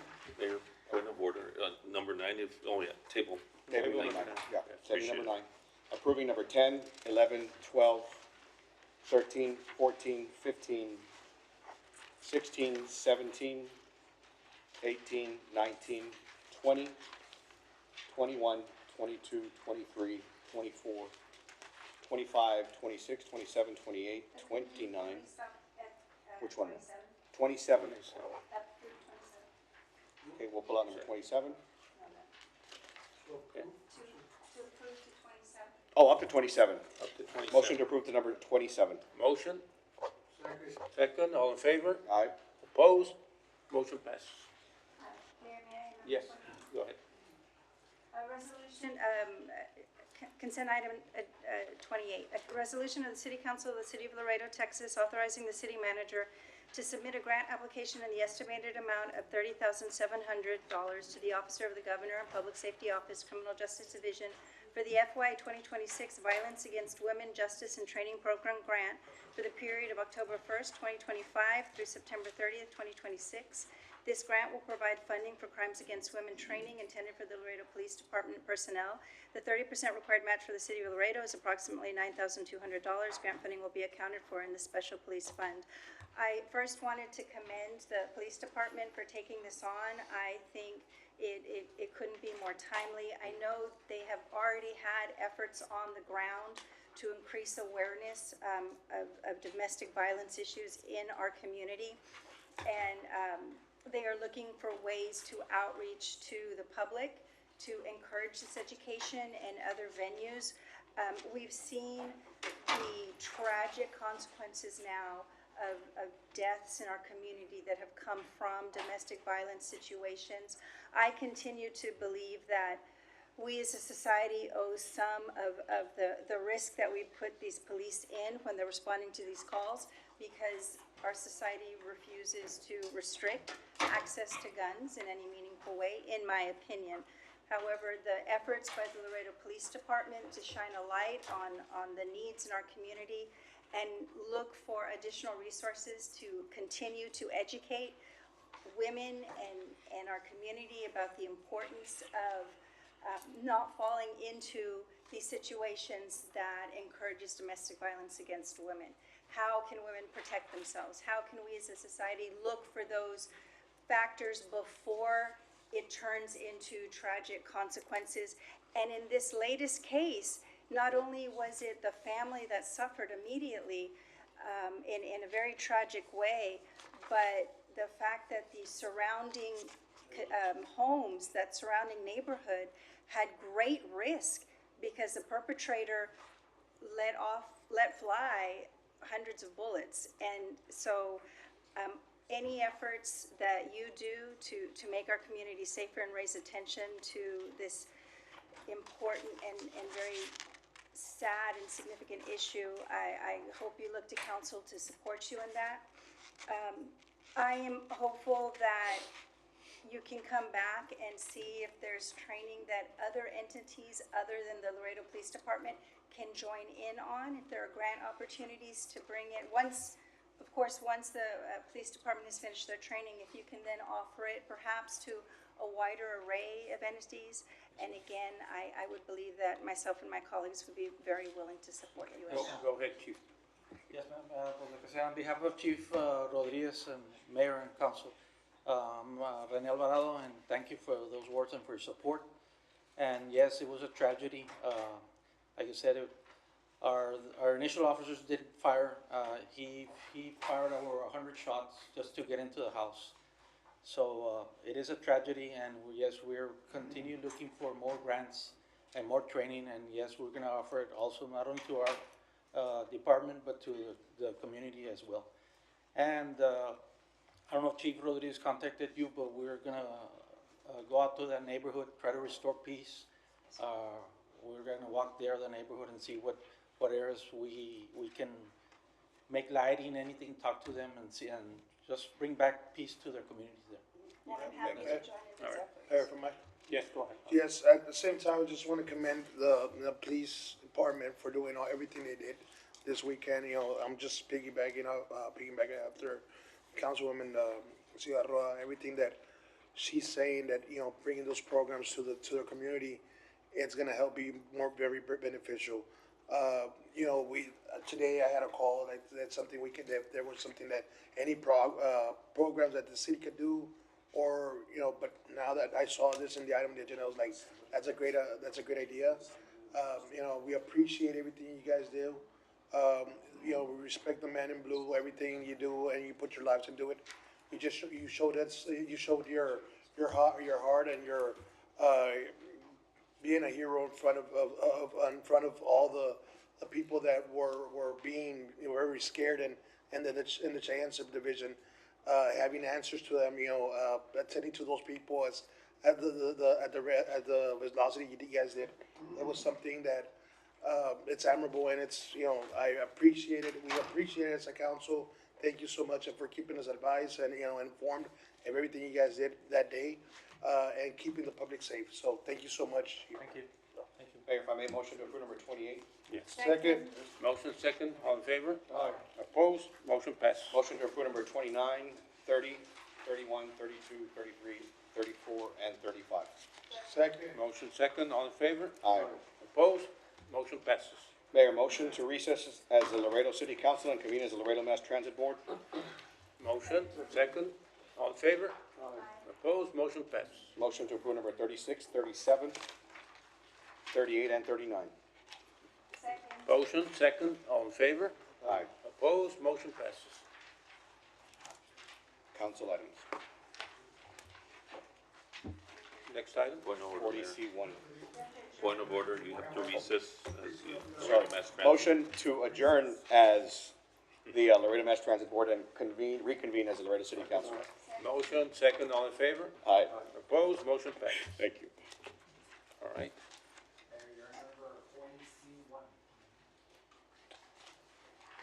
Forty B one. 40C1, Mayor. Mayor Pro Tem. Oh, yes, Mayor. Yes, So, go ahead. Discussion with possible action on the Autism Coalition work within the BRC, status of the All Kinds of Minds master plans, and any other matters incident thereto. Thank you, Dr. Chamberlain, for all your work on this initiative. We haven't heard from it in a while, and I just wanted to see where we're at. Last time we spoke, there was a focus on autism. I don't know if that's still the focus. I don't know if the coalition is still active, the members are still meeting, but I would like to continue pushing forward for grants and moving towards those other steps that we spoke about before we moved it under the Blue Ribbon Committee. Absolutely. Good evening, Mayor and members of the council. Thank you so much, Mayor Pro Tem, for your continued advocacy in this realm.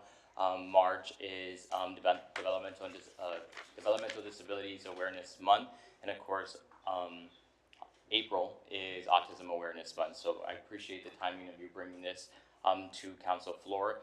And if you would allow me, I'll take you through a little walk of the All Kinds of Minds Master Plan.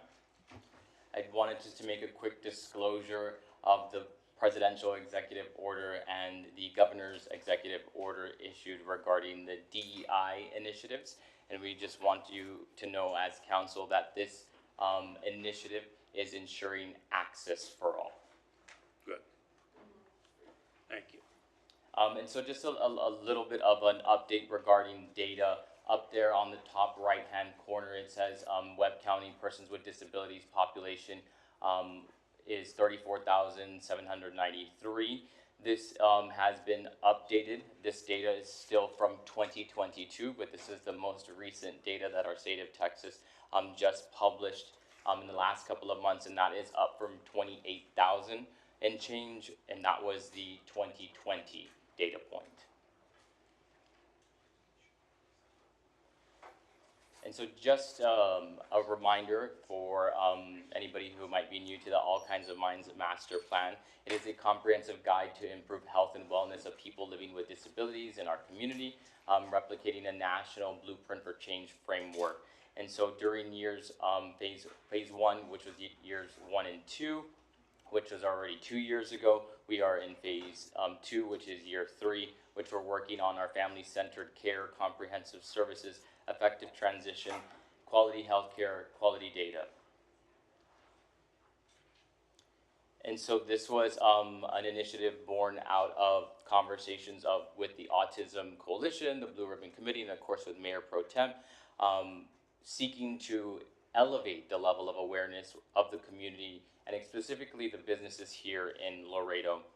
And so we are very proud to say that we do have several organizations that have taken the All Kinds of Minds pledge and ensuring that their level of awareness for persons with disabilities in our community is elevated.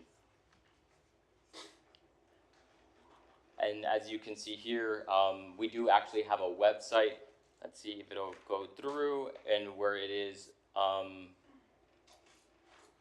where it identifies the different organizations in the city of Laredo that do have the gold, silver, and bronze pledge. I'll go back to this presentation. I wanted to share some success snapshots because of the work within the All Kinds of Minds Master Plan, the Autism Coalition, and the Blue Ribbon Committee. There has been the implementation of adoptive aquatics programs, first responder assistance registry, multi-sensory room projects at the library and recreation centers, our autism exercise programs, autism exercise specialists, vaccination administration training for this population, our providers and stakeholder pledge, which we just showed the gold, silver, and bronze statuses, our Embrace project, our IDD, or intellectual and developmental disabilities recognition and response for the police department, inclusive childcare project, developmental screenings and beyond project, the Road to Recovery, supporting children with IDD who have experienced trauma, disability-friendly provider workshop, the Mayor's Blue Ribbon Committee Autism Advisory portion, which is how we transitioned the Autism Coalition into the Blue Ribbon, Pediatric and Family Health Bridge Coalition Autism and Developmental Disabilities Monitoring Project, which is our largest award that we've received to date, and the NACHO, the National Association of City and County Health Officials Emergency Preparedness for Persons with Disabilities grant. Mayor, if I can? Yes, How go much ahead. is the total of all that funding that we've received? So the because of total this? funding for the Adam project was $4 million. Sorry, $2.5 million, excuse me, At 2.5? over the course of 5 years. Each year? 2.5 broken up into those years, so Okay. 500,000. And that was to fund that special position, right? That was to fund the autism surveillance network, Right, which But have was we received- four positions. 4 positions. I thought we received more. So we did receive an additional grant for our family with children in special health care needs, and that was a caseworker, which is an additional individual who supports that program. Okay, and all that funding is anticipated to continue as of right now? We are very hopeful that it will continue.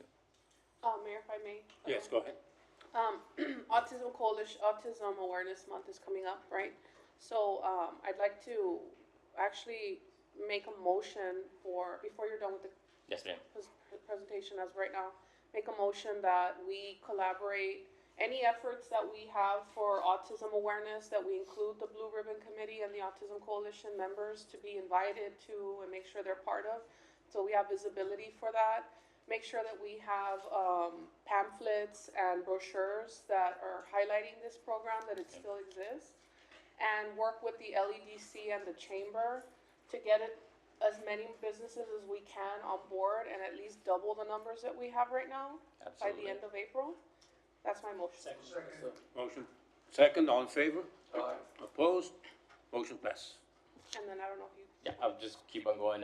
Here's some more additional updates for the Blue Ribbon Committee, and as you can see, the logo for the Blue Ribbon Committee also was updated, and it does include the human with the brain, of course, specifically highlighting our IDD population. Here's some great work that's been done over the last couple of months, where we had our National Disability Employment Awareness Symposium. This was great work, and we did a survey there where we noted the additional need for awareness and training, and participants requested efforts to debunk myths about employing people with disabilities. Some more great work, which was the White Cane event, the Night to Shine event. I definitely encourage everybody here in Chambers to join the White Cane event and the Night to Shine for the following year, and we help to broadcast those at Laredo Public Health. This was a recent event, which was absolutely lovely, which we did have our family support program for children and young adults with special health care needs have an art day, and it was absolutely wonderful, and we got nothing but positive feedback that it shouldn't just be once, so we are not going to just be doing it as a one-time event, which is the way it was funded, but we're going to figure out how we can find that funding to make sure that it's something done on a rolling basis as well.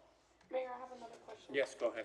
So is this the focus now of the All Kinds of Minds Master? Are we in chapter 2 now? Yeah, Is that what? And I was where are going we to on? transition to the next slide, and this Okay. is actually something very special that was brought to me, and I've already disseminated this to the team. So now we're in this Project Search area. So Project Search is bridging the gaps and providing a clear path forward together. This program focuses on serving young adults with intellectual and developmental disabilities who can benefit from personalized support and intensive academic year of career development and internship experience.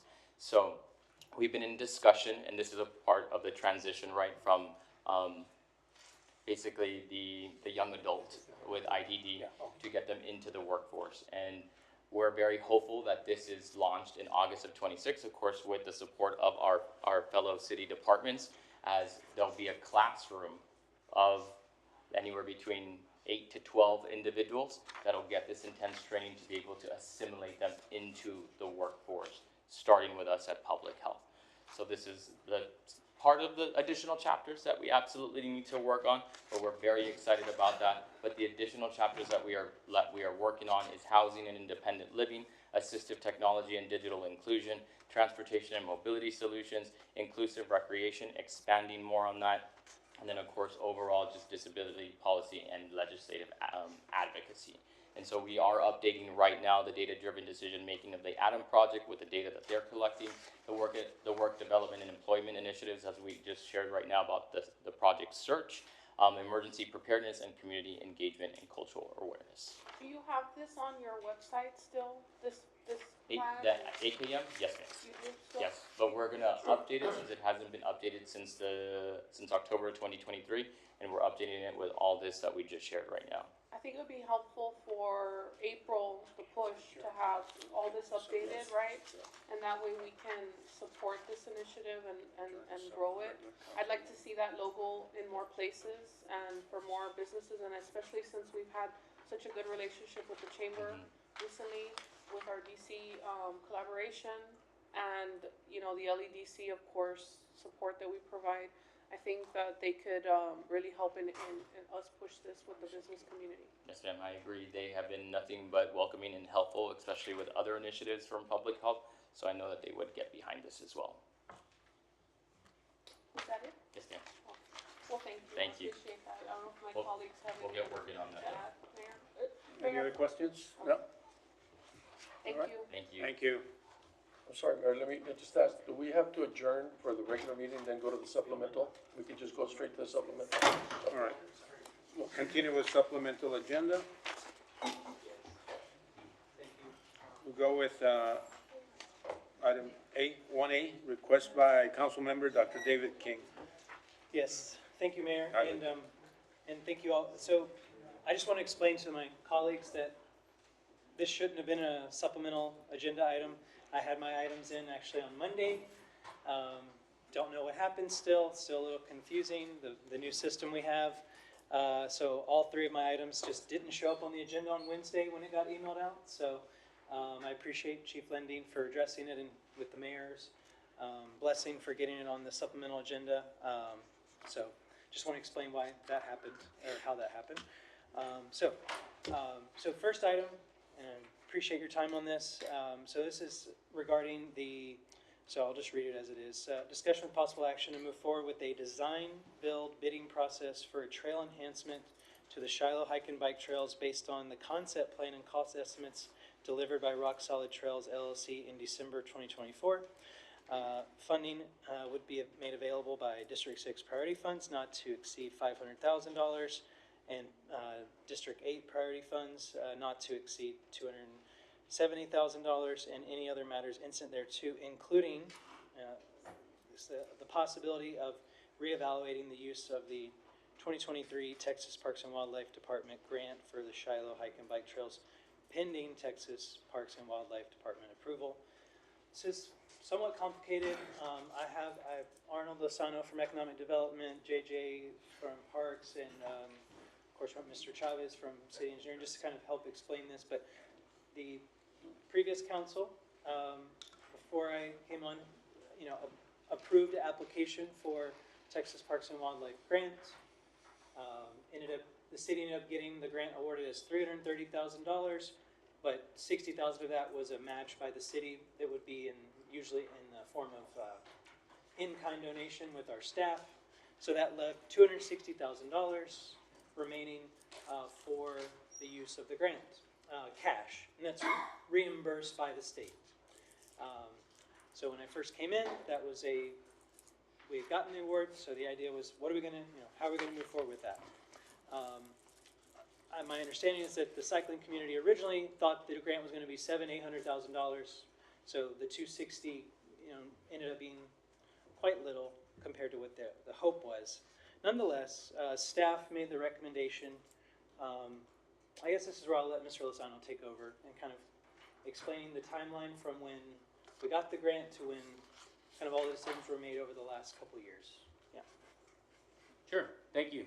Mayor, Council, Arnold Lozano for the record, Economic Development. And just let the record show that the item reads 2023. Texas Parks and Wildlife grant, it's actually 2022.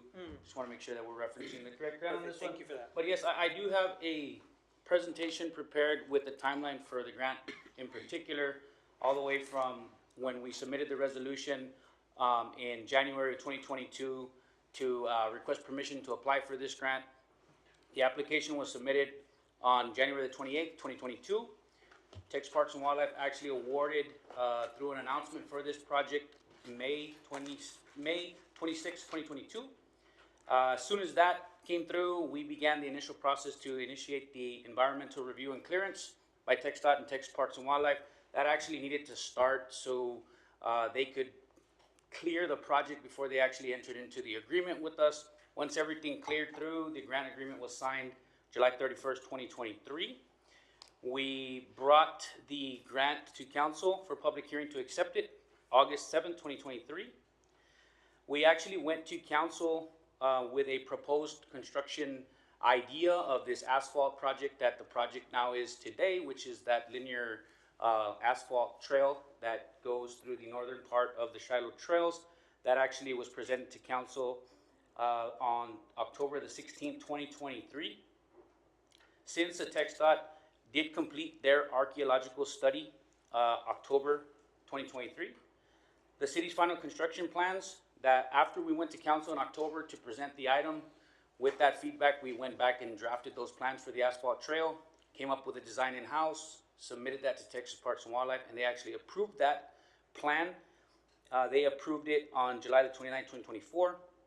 The final draft, so we hired a consultant to go out and do the archaeological testing, the historical cultural resources testing. That actually, we got the final draft back from them on December of last year.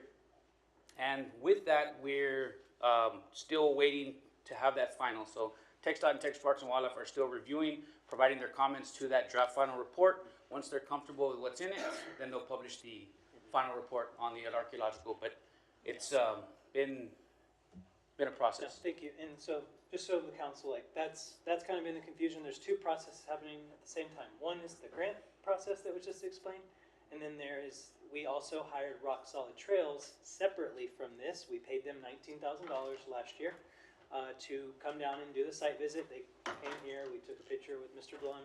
He was here for 4 days. He gave us the report that was, everyone's seen, I know. It's a master concept plan for trails and provided cost estimates for various projects. One of them being, one of the 4 projects they recommended were enhancing the Shiloh Trails with a cost of approximately $770,000 for the design plus the construction. Okay, so the staff had already come up with this walking trail that would connect Springfield to McPherson on the northern part of the Shiloh Trails. And that was moving forward. This council approved it, like you said, in October of 23 to move forward. Cycling community was made aware of that.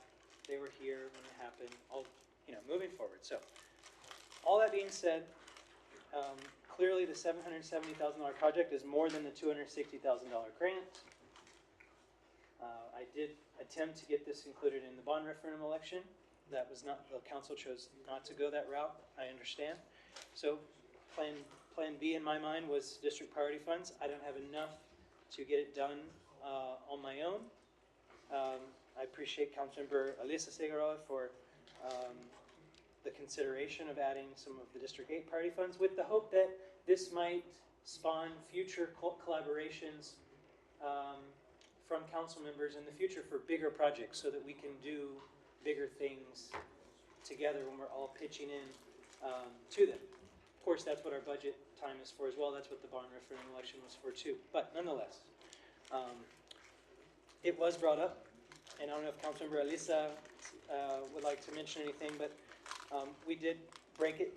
She wanted to get looped in on it because this is a big chunk coming in if we move forward on this project. So we reached out to Rock Solid Trails and the Texas Parks and Wildlife because there's a timeline. We have to actually construct or use all of this money for the grant. What's our deadline, Mr. Lozano? The deadline for the grant closeout is June the 30th, 2026. So from the grant agreement date, July 31st, 2023, we have until June 30th, 2026 to finish it out. To spend the money. Or to request the reimbursement. Because it's a reimbursable grant, so, It sure is, and by that date, we would have already had to request up to 95% of the reimbursement back. They will not issue the 100% back until they come down, do their final inspection, that the project is complete, that the site's open, and it's being, it's available to all users.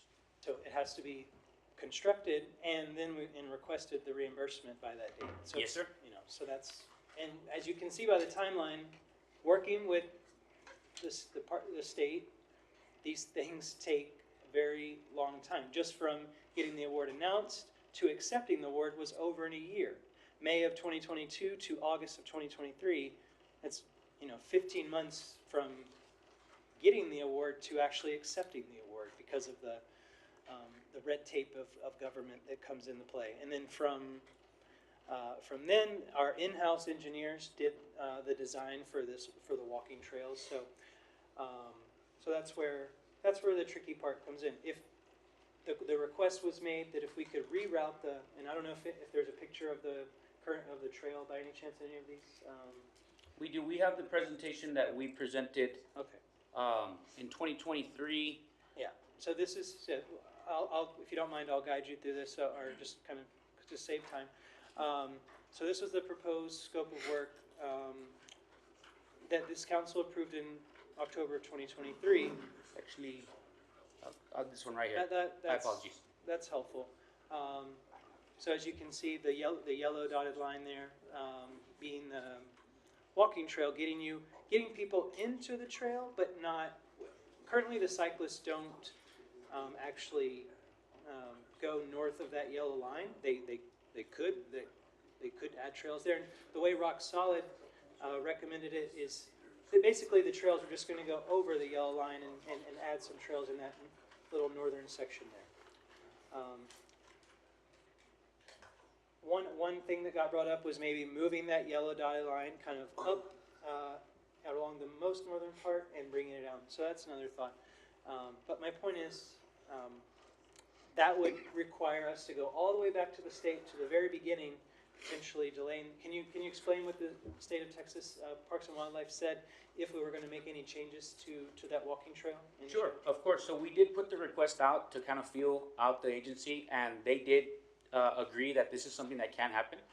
We can realign it, but just to be mindful with the caveat that this will incur additional review time because the archaeological work and the cultural resources surveys that were submitted were for this alignment.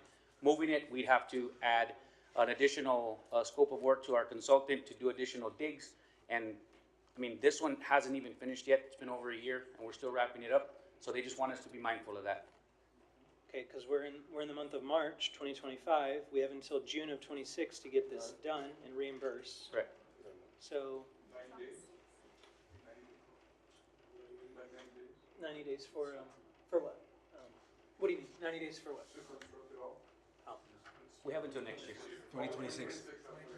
Yeah, sorry. Until a year, with a year and 3 months to get it constructed and request the money. For me, the worst case is in all this is that we lose the money. That's the thing I'm really trying to avoid, while also honoring everyone's inquiries and requests about it. But also putting our money where our mouth is and trying to do this big project. Now, it can either be done where we go all in this way and do the grant, the separate thing, or we try to loop it in together. So, I guess, does anyone have any questions about this? This topic, it's a little heated sometimes. Does anyone have any questions or thoughts on this? Yeah. Okay. Go ahead. Dr. King, or Mr. Lozano, when we're talking about this recommended project by Texas Parks and Wildlife is going to move forward in addition to Dr. King's proposal for the Rock Creek Trails, or will there be a meet between those two proposals? I understand that the Rock Solid Trails. master plan was incorporated with, our grant was there already. The alignment was there, and I think that what Rock Solid master plan did was kind of work with that. Perfect. Okay, thank you for that clarification. That's Yes, all. ma'am. Basically, what I would like to get out of this tonight is to move forward to direct staff, my motion is to direct staff to move forward with the attempt of rerouting this yellow dotted line that represents the walking trail further north on Springfield to preserve more of the trail itself for the traditional cyclist in a more a way that might make more sense, but calls more time. However, only pursuing that if staff and Texas Parks and Wildlife believes that it does not compromise the timeline of getting it done. Motion and second. And thank you. And to move forward on a parallel track of going out for design build bidding process to complete an entire enhancement of the trails with the maximum. We have a motion already in second. Well, he kind of seconded it in the middle of mine, which I appreciate. I can do two separate motions though, if you'd like. Yeah. Go ahead. It's a long one. I just have a question. Okay. The question is, if we move that to that line, is that gonna delay, or is that, can you answer that question right now, or do we have to go out and ask that question later to Texas Wildlife, or? The state's already answered that for us. They Already said have that the- just to be wary, that it will incur additional review time because we're moving the alignment for one that's gonna move the area where they're gonna need to go and do additional digs to make sure we're not disturbing anything, because it is in a floodway, that area. So they said you can do it, just be mindful, it could take longer. How much longer, did they give you a time frame? Their environmental review, they've responded to us before, we've had that question a lot, and they said we're well within our year review period, so they usually take their time on this, but I mean, we can go back and we can meet with them, and we can take this as you know. No, I'll just have the question, I'll go along with whatever the councilman, for that district, approves. Honorable Mayor, members of the City Council, it will also require a couple of weeks for us to redesign. We did apply for a floodplain development permit, so we'll have to amend that permit as well. And then once we have all that information, we'll have to resubmit to Texas Parks and My Wildlife. question is, are we expediting that permit? I mean, we'll expedite everything on our end as much as we can, but it's still gonna take us a couple of weeks before we can put that information together and resubmit. All right, if the councilman for that district is good, I'm good. Okay. Do you wanna If I may explain the rescind, rest? if I may rescind the motion just to clean it up a little bit. All right, go Okay, ahead. thank you. And I don't want to muddy the waters more, but there is another option where we, go full design build and basically have we're saying rock solid. We don't know who actually would get the project in this case. They did our master plan, concept plan. We don't know if they will bid on it on this bigger project. So just want to make sure everyone's speaking about it that way. So there is another option to go out for the design build in a way that includes this part. For example, Rock Solid Trails is currently working with Texas Parks and Wildlife for a grant they're doing in Boerne, outside of Boerne, Texas, out in the Hill Country. So they do deal with Texas Parks and Wildlife, so that is another option. But I want you, staff, to come back to me and us, the council, if it's looking like the timing is just going to be too complicated and we should keep it as is, because Rock Solid, when they came here, they basically gave us the master plan under the assumption that this walking trail was already going to exist. So they designed their trail with that in mind. And basically, whenever the cyclists are coming up to the walking trail, there will be signage to allow them to cross, just like in District 5 with the one nearby Lindenwood. So there's, they even call it an actual street. This is just a walk. Mike Doyle. Yeah, so I just want you to come back to, and Mr. Chavez, I don't know if this is a question for you, but basically I want to move forward today with giving you guys the full green light to go out to begin the design build bidding process. Second. Okay. Motion, For- second motion? And Second? in a parallel path with Texas Parks and Wildlife. Thank you. Yeah. Okay, second motion, second. All in favor? Aye. Opposed? Motion passes. Thank you, Mayor. Thank you, Thank you. Council. Thank you. Thank you all for your time. Okay, next one, and I appreciate Councilmember Alyssa's co-sponsoring and support. Next one, co-sponsored by Councilmember Rick Garza. This is related to I'm sure my other colleagues have been getting these concerns from residents about the TCQ backflow prevention assembly testing that we put forward essentially in the aftermath of our water bowl notice back in October. And I think, we all agreed that it was important to have this testing, but I think our residents have kind of, started receiving these letters and these statements, and to get their backflow meter tested, it's somewhat costly. And I saw that, they was sent out a list of plumbers that could be used. And this is, and correct me if I'm wrong, Mr.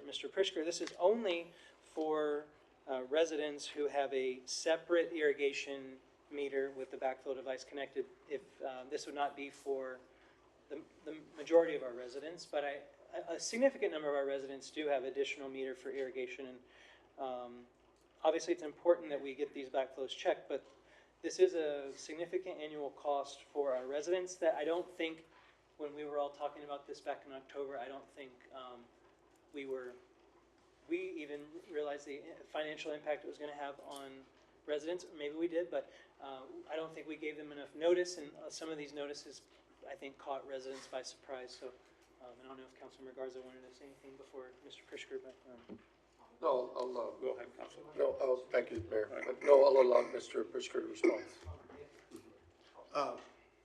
Mayor, Council, City Management. Buzz Prischker, Director of Utilities. I think I alluded to you, it probably passed in the night, about as we get to becoming what everybody expects us to be as a utility, there's going to be some of these kind of things happen. This is part of that. I think I actually said to you in one of my presentations, we actually got a complaint through the TCEQ from a company that didn't have a backflow preventer, and we were trying to put in place a proper backflow prevention program, cross-connection program really, which results in backflows. Let me clear the record though. Anybody who has an irrigation system needs a backflow preventer, whether it's metered or not, okay? So if you have an irrigation system that is tied into the public water system, you have to protect the public water system. That's what the backflow prevent device does. Let me just clarify some terms too. BPAT is Backflow Prevention Assembly Tester. That's a licensed person. And Council Members King is correct. If you have a backflow preventer, it has to be tested on an annual basis. So to clarify who's getting notice, and remember when we had the water quality event in October, there were people here and there was a list of accounts and things that need to be addressed. As you know, we've addressed those. And actually we're doing our after event report back to the TCEQ because there's going to be some citations that go with our event. But the good news is we're able to address all the things that they've questioned us on. We'll be responsive. But so to be clear, everyone who has an irrigation system, who has a backflow preventer, must have it tested. If you have an irrigation system, in theory, you're supposed to have some kind of device to protect our water system from a backflow. If you have a backflow preventer, you have to test it on an annual basis. And it is expensive. It costs money. It's over $100. But that is the state requirement. And by the way, that's what our ordinance requires. And so and by the way, we've sent letters out to many people and everybody's not in complete compliance yet. But we're moving there and getting there because we need to bring people along the process. And I certainly understand that's why I kind of alluded that to you way back when. We'll have some uncomfort getting there, just like we will bringing our water system into compliance. I'm sorry, but that will happen, and we'll do it the best way we can, and we'll do it as respectfully as we can, and we'll work with people. But so that's our intention. I've seen the letters. In fact, I can provide you copies of it if you haven't seen them. I think they're fairly well written, quite frankly. And if I didn't think they were fairly well written, I would correct them, okay? But, you know, that's the situation as we see it right now, and anything we can do to help people and communicate that to them, we will do that. Mayor? All right. Who's first? Okay, Go ahead. I can just clarify. So you're saying, so anyone, so for example, most new homes that are being built, almost all of them are being built with traditional, like just regular irrigation systems. So everyone, you know, in any home whatsoever with the irrigation system, whether it's a separate meter or not, Yeah. they're gonna need to. Yeah, meter, and let me clarify the meter thing, because we had a little problem with T connections and some other things that we've fixed immediately. But you only put a meter on the irrigation system because you don't want to be charged for sewer. Right. On that usage. Right. Now, there are other places in this state that adjust their rates to eliminate the need for additional metering. I can tell you in the Dallas Metroplex, I won't mention specific places, but it's pretty across the board. They do their sewer billing, they'll take the December, January, and February water usage, when typically people aren't irrigating, and then they bill you sewer on that amount the rest of the year. So it eliminates the need for installing another device, which is costly to the residents, but that's the way to avoid paying sewage on what you're not putting in the sanitary sewer. That's the logic. That's why there's a meter issue here. If there wasn't that, there would just be irrigation systems and domestic water systems, and the goal would be to protect the domestic water system from a cross connection with the irrigation system. Yes, go ahead. Mr. Fisher, the only difference here is that, October, November, December we're still in 90 to 100 degrees weather, so people here are still, irrigating. Well, by the way, I wasn't advocating for that. I'm just telling you that's the reality of where we are. And if somebody says, I heard about this or that, I want you to be aware there are other places that handle it a little bit differently. I'm not advocating for that change, or I'd have come to you and said, let's do that, okay? Didn't mean to interrupt you, but I want to be clear. We can always implement Yeah. that. Well, and thank you, Mr. Pishka. I think you mentioned that one of the reasons that there are separate systems is so that residents can save some money and not pay for sewer in their irrigation bill. Separate metering, yes. Separate metering. And so I think just explaining it so that people understand that part of that system needs to include not only the backflow connection, but the yearly inspection. So it doesn't diminish the fact that you will still pay less because you will pay less for the water because you do not have to incur that sewer charge. But it's just part of the irrigation metering system to include these additional protections for our water supply. Yeah, but I want to be clear, whether you have a meter or not, you still must protect the domestic system with a backflow device. That's why I said that. I want to be clear, whether you have a meter or not does not change whether you're connected to a non-potable. That's the message. So all irrigation systems. Yes. Yes, that's what I wanted to be clear about. The meter somewhat confuses it. The meter's there to reduce payment of sewage fees for that water that's going through the meter, right? The backflow device is there to protect the public water system from a non-potable source. But Mayor? Go ahead. So, I mean, I think at this point though, correct me if I'm wrong, the only people that have reached out, and there's been like 5 to 10 in the last couple of weeks, the only people that have reached out or that received notices were people with those extra meters. So I guess, does that mean utilities is focused first on those individuals, or No. is that a coincidence? Or No. Everybody should be expecting a notice. Who has an irrigation system, everyone should be expecting a notice. Here's the people that are getting notices. You have an irrigation system. It's not protected.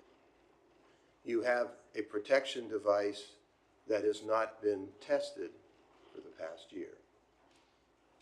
Or you don't have a device.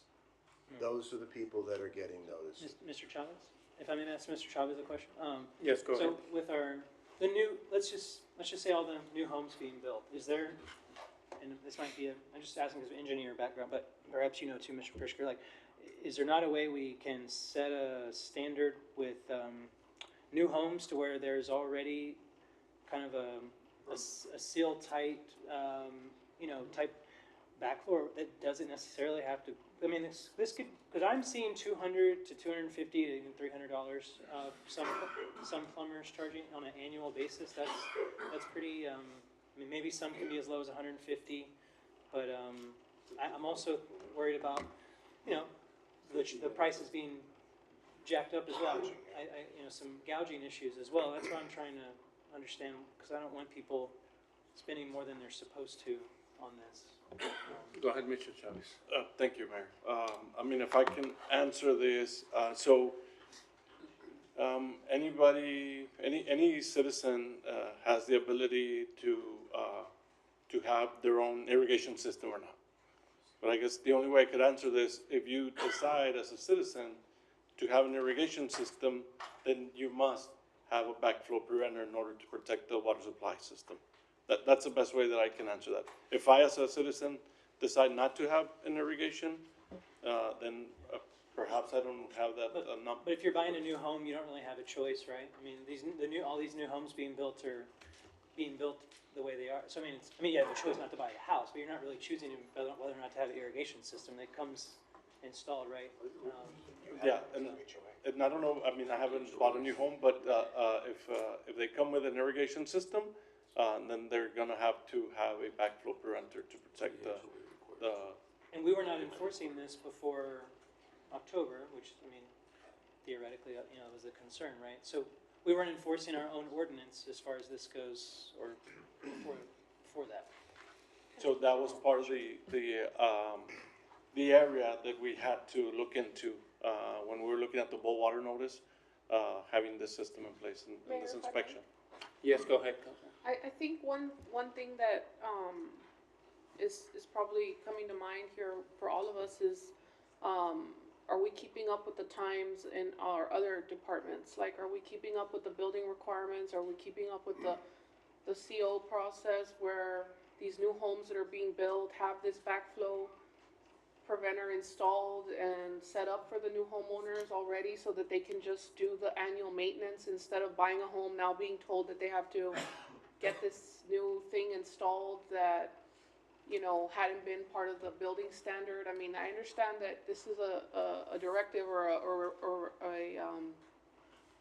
recommendation coming out of utilities department, but has this spread out to our other, because right now we're putting the burden on our citizens, right? And we're telling them, hey, you need to do this to do your part in the system. But have we implemented this in our other departments to say, when you're out there doing inspections, make sure they have their backflow preventer installed? Are we spoken to the irrigation companies? Is there somebody else that can do this besides a plumber? Because, we know that there's kind of a shortage on plumbers, and that kind of makes it a little more expensive.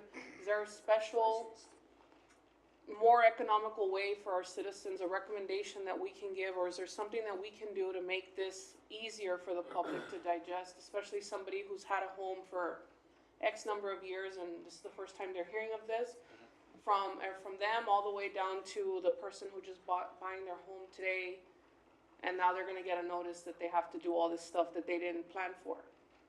Thank you, Mayor Pro Tem, for that question, and that's important. If I can relate that and go back to what Councilmember King mentioned earlier, in my experience as a previous building director, as part of the certificate of occupancy process for new homes, there is a customer service inspection. It's a plumbing final and CSI inspection that we call as part of the CO process. So those are things that I'm looking into at the building department to make sure that they are being enforced, so that resident, when they buy that new home, they can rest assured that customer service inspection or CSI inspection is already included on there. Mayor, if I may? Yes, go ahead. So what you're saying is so the answer to my question right now is no. Like, somebody could buy a house today or tomorrow and then not have any of this installed, and then be given a notice that they have to go and dig up their, you know, I don't know if it's something you have to dig in to the ground to put in or what, but is this something that they're gonna have to go and contract out you know, or is this something that, when are the COs gonna have this requirement, and when are the builders and everybody who, this is a change in the process for everybody, and I'm not saying it's not needed. I mean, we wanna fix our problems, and we wanna make sure that we have our water quality integrity there for years to come. But it's some growing pains, and it's some adjustment pains, and a couple $100 per household is a lot, right? So I guess we're looking for ways to make this easier and not be slapping new home buyers with this cost, or, you know, because we're sending letters out. But have we coordinated within the departments? Because we didn't even know about it. So I'm finding out about this now that everybody who has an irrigation system needs to do this through this agenda item myself. Go ahead, I think, I just, maybe I could put and I agree with everything, Councilmember Pettis is saying. And I think the problem is, I think you laid it out perfectly the last time when we were gonna get the new billing system and how to appeal when you have a water leak at your house and everything. I think you gave it time. More importantly, you gave it time so that the citizens can adjust to this new system. I still don't have a clue as to how many people are gonna go through this process. And to mediate some of these problems, it takes time, so obviously we can't just throw it out at the general population and say, we're gonna start charging you this amount, or we're gonna require you to be testing these backflow preventers and have this system implemented. But I think with time and a little bit more education, and maybe a little bit more of those letters going through, I think we can kind of navigate this thing so everybody can understand it perfectly, and without having the shock effect of getting a bill and a notice saying that we're gonna have to do, from this point on, we're gonna have to do it. I think it's something that, I don't know how long it's been in the works from within, and that we haven't implemented it, or we haven't done it. But it's something I think it merits a little bit further study, so that we don't have to give that shock treatment to the general population. Mayor? Yes, go ahead. I pulled up the history on this as well too. The landscape irrigation rules from TCEQ in chapter 344 was adopted in 1999. They were updated in 2009 and 2016 to increase this thing. The annual testing has to be done by a licensed backflow prevention assembly tester. Not a plumber, backflow prevention. Yeah, it's gotta be somebody that's licensed to do this, and those are the challenges. I would say that this is another one of those things that we walked through with that boil water notice. This was work that should have been done by the city in tracking that system. It was not tracked since 2009 is what the information tells me is that 2009 was the last big change to this. So I would say that the building department, the plumbing inspector should be inspecting if there's an irrigation system going in, that the backflow prevention is in there, that starts it off. And even ones that are not able to be tested still have to be tested annually. That's the law for TCEQ. All we're doing is implementing the law that we're required to do. We cannot go longer. Annually is the minimum that we can go. Some cities have went to 6 months and said they require you 6 months inspections. I would just recommend staying at the annual, but I think what I'm hearing from the city council is better outreach with making sure that everybody understands, because we have not enforced this the way we should have. Correct. Mayor, All right, go ahead. Mr. Fisher, thank you for explaining this. I will admit to not quite understanding all the process, the steps, but you know, when you did gain control of the department, you did say that you were going to fix it operationally so that the utilities department would meet all of the requirements necessary to protect our public water supply. And I think the boil water notice, a citywide boil water notice that went on for days, showed us how important that protection is. And if we weren't doing things that we should have done in the past, I'm grateful that you are now aligning the procedures and processes that we need to ensure that we protect our system going forward. So I hope that the public will understand, while perhaps this is a bit of a surprise, as was being mentioned, or not quite understanding the importance and significance of it, that as a body, we must protect our public water supply. We do not want to go through what we went through before. Thank you. Let me make a suggestion. Let me get the data on how pervasive the issue is. Okay? My sense is we don't have 40,000 irrigation systems. We have 78,000 customers, metered customers. Let me put the issue in perspective for you. And the other thing I would say to everybody, and this has become fairly evident to me, we need to be working together from the start of a construction project to the end of the construction project. It's not, we don't deal with it here and then we're gonna catch it over here. You know, we've been doing that in general. We haven't been, in my mind, running our business the way we should run it, and now we're dealing with all these problems out here. If we do our homework and do our fundamentals, we won't have to deal with those, would be my hope. So I think we can all work together and make that process better from start to finish. And we can be part of that solution. We should be part of that solution. And quite frankly, you're tackling something and dealing with something that every council I've ever been associated with has to grapple with, because compliance is it's not a fun thing sometimes, and it's different. And if you haven't been compliant, being compliant, it's like me. I can't get back exercising the way I'm supposed to, but I know the right answer. I used to do it, but you know, it's always tomorrow, tomorrow, tomorrow. And so, you know, these things work the same way, and it is a financial issue, and it is new, and we're respective of that. So let me frame the whole system, the whole issue for you, and then maybe we can put it in a better perspective. Can I just mention one more thing? I'm sorry about that.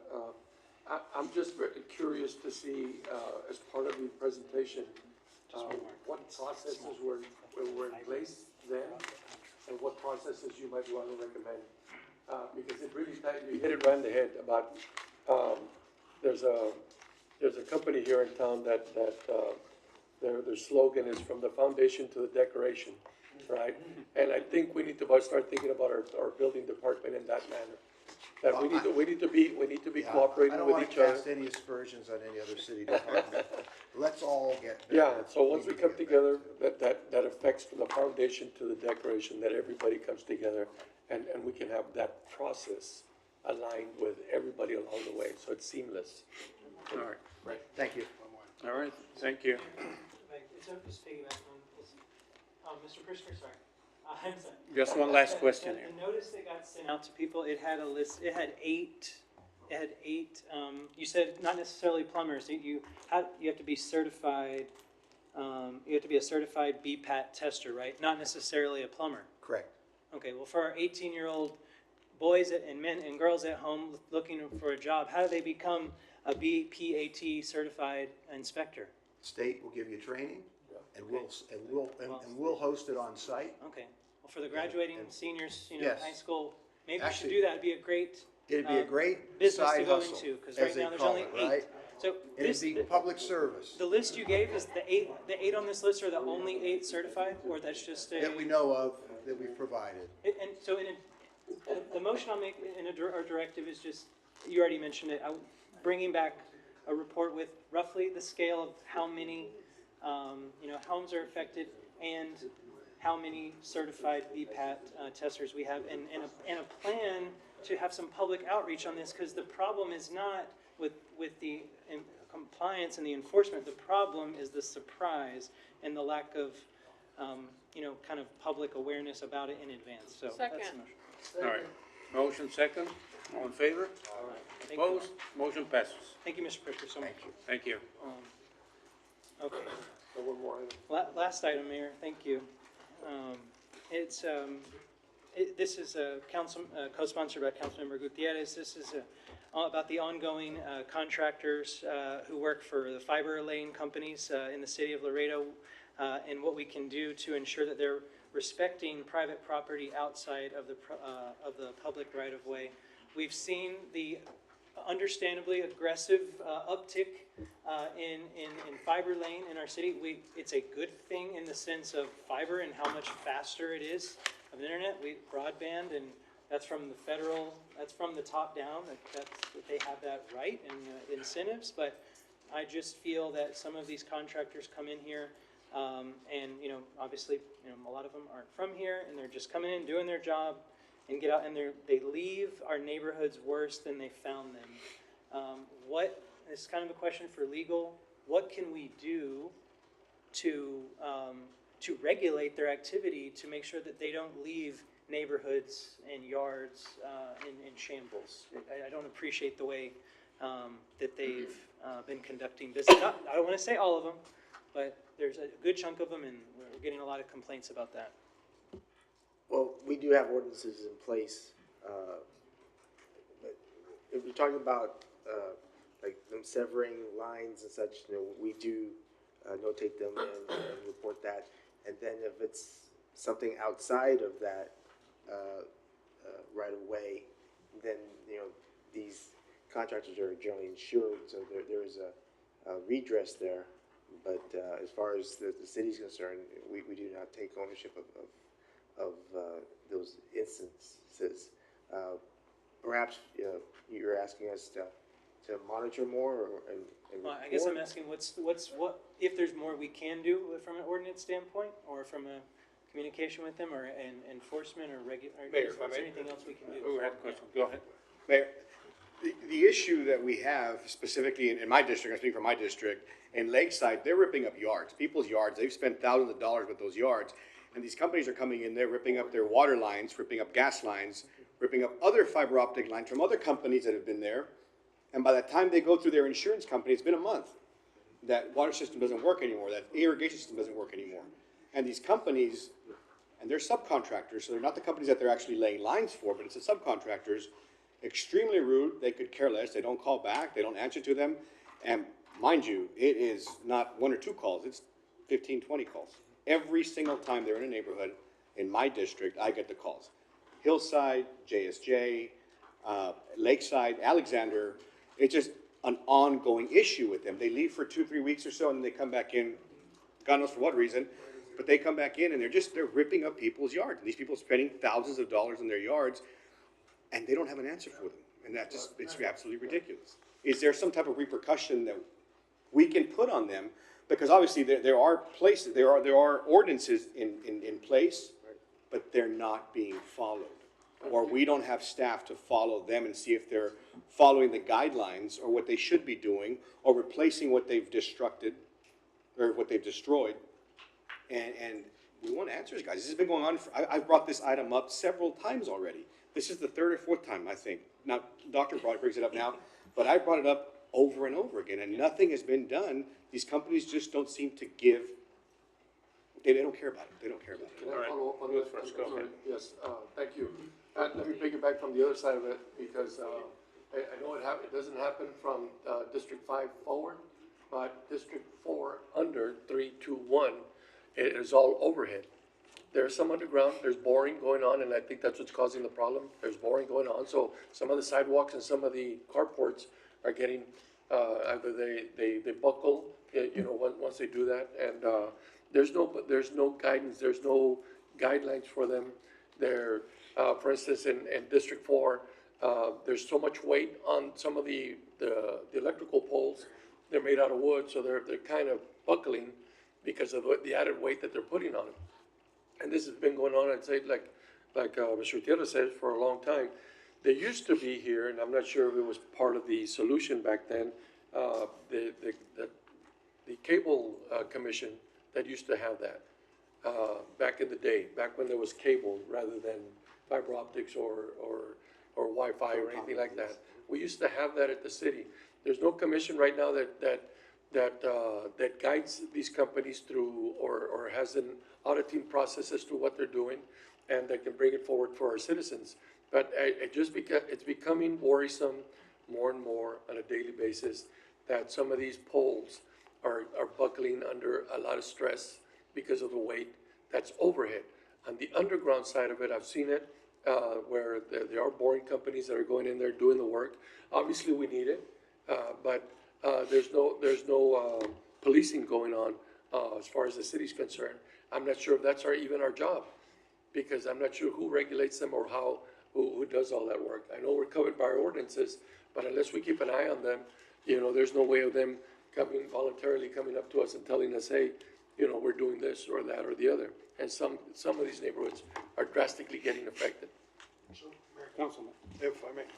I'll piggyback off of Mr. Garza's comment. It's just wondering where does it fall under, who does it fall under those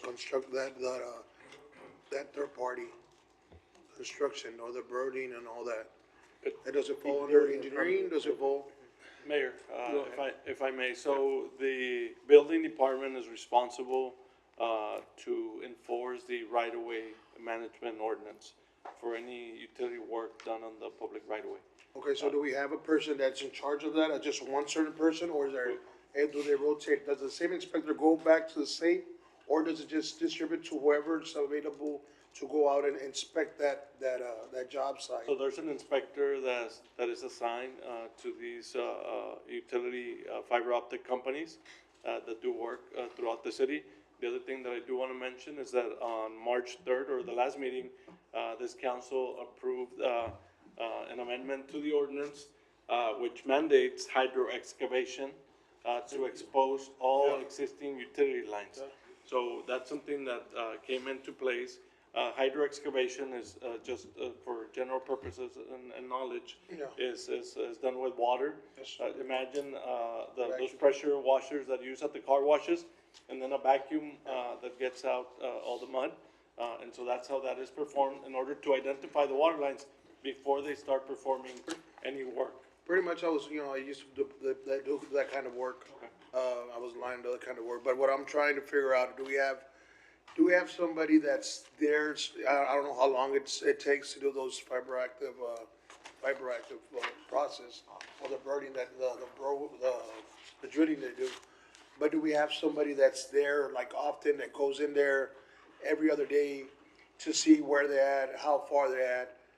Just to make sure. I'm not trying to micromanage, but just to be the safe side, because we are taking over the customer's assets, which is their homes, their front yards and stuff, and we got to deal with that. Do we have can we do something like have somebody, there, just an inspector every other day, every 3 days, until they finish the job?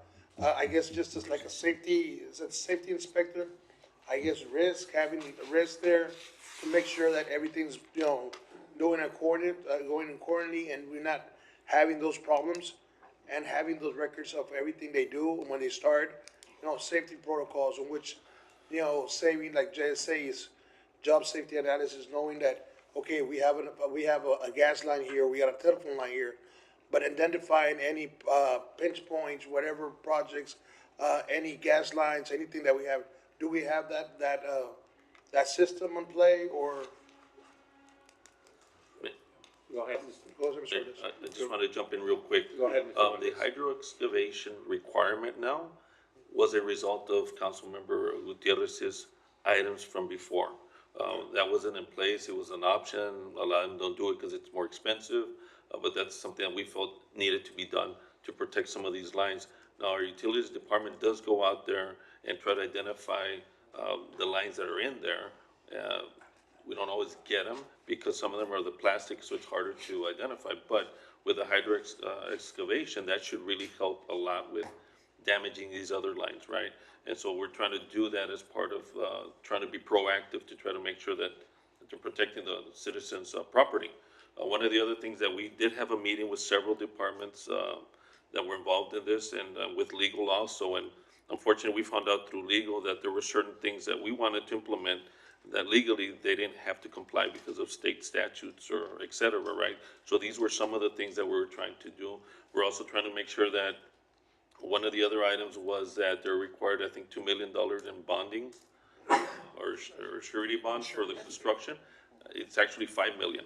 And so now they're required to have that type of bonding also for these type of damages, because We do have, I think we have one, inspector that is the right-of-way, well, it's a right-of-way manager, but then he has one gentleman that's underneath him that is inspecting the, installation of these type of, services that they're trying to provide in the community. And he has 2 or 3 other gentlemen that are also working with him. The problem is that in the past, they go and have a meeting out at the job site, and this is what we're doing, this is where we're going.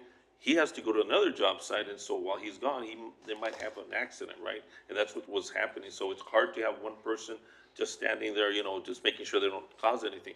But I think with the hydro, excavation, that will help a lot with preventing a lot of these, these damages that are occurring, so we're hoping that that's gonna help also. Mayor, if I may? And we're just making sure that they do the hydro excavation, because now it's required. Yes, go ahead, If I may, Councilwoman. Mayor?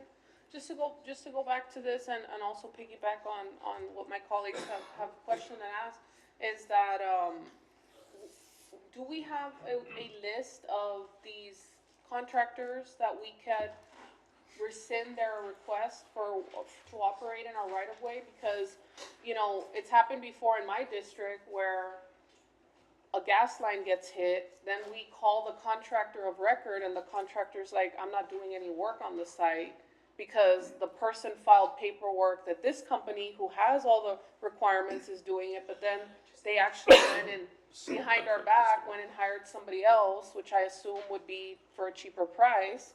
And we don't find out about it until there's an accident. So is there a consequence for that kind of behavior where it's like, we don't trust you anymore and we're not gonna let you dig into our right of way? So, Mayor, if I may? Yes, go ahead. So my understanding that has happened before, and there have been companies that were told they can't work here. And so my understanding from the gentleman that oversees this department, or not the department, but this process, right? He's told us, or told me, that he has this contact with these companies, says, this subcontractor, he's careless, reckless, we don't want him here. And so they remove them. But who decides? Like, is there a way that council can take some kind of action where we set some kind of criteria or is that, we're just trying to be proactive and help, right? I Is there understand. a list that is published so that everybody knows who's allowed and who's not allowed, or? Most of the companies coming in to install the fiber optic, it's a major company, right, that comes in. They have their contractor who hires their subs to go in there and do all the work. So they go and check with the city to make sure, hey, we're hiring this guy, and then the city says no, and that's happened, because this person has been reckless, and so we don't want him working on our right of way. And we have that right, and so they, through experience, knowing who the better contractors or subcontractors are, will let the companies know. And now we've also made the companies responsible, like if they were pulling the permit themselves. And so now damages are gonna be with the major companies also. So is there a way that we can not allow subletting where that company has to come directly and fill out the paperwork with us instead of, subletting it out? And then the last question is, are we updating the list to include some of these other ones that have caused all these problems for these other districts that there are? I wanna say that we are, but we'll verify that. Now, the person that pulls the permit has to, whatever the requirements are with the building department, they have to qualify. And so they're allowed to pull a permit. Now, if they hire somebody else that doesn't have the permit, and that's sometimes has been the case. And so now that we're making the company that pulled the permit be responsible for those people also. And that's where we're telling them that they're not allowed to have these subcontractors working for them at all. And so, and most of these guys are coming in, they're from out of town. And so they know, and they won't bring him in anymore. That's what we have. But we'll keep on top of this, because I think with the hydro, again, the hydro excavation should help a lot with preventing a lot of these damages from here on out. Mayor, We're hoping. Mayor, I wanted to ask, you said that there's a $5 million surety bond so that the damages are covered if these companies exceed the right-of-way and they go into the public property and do damage.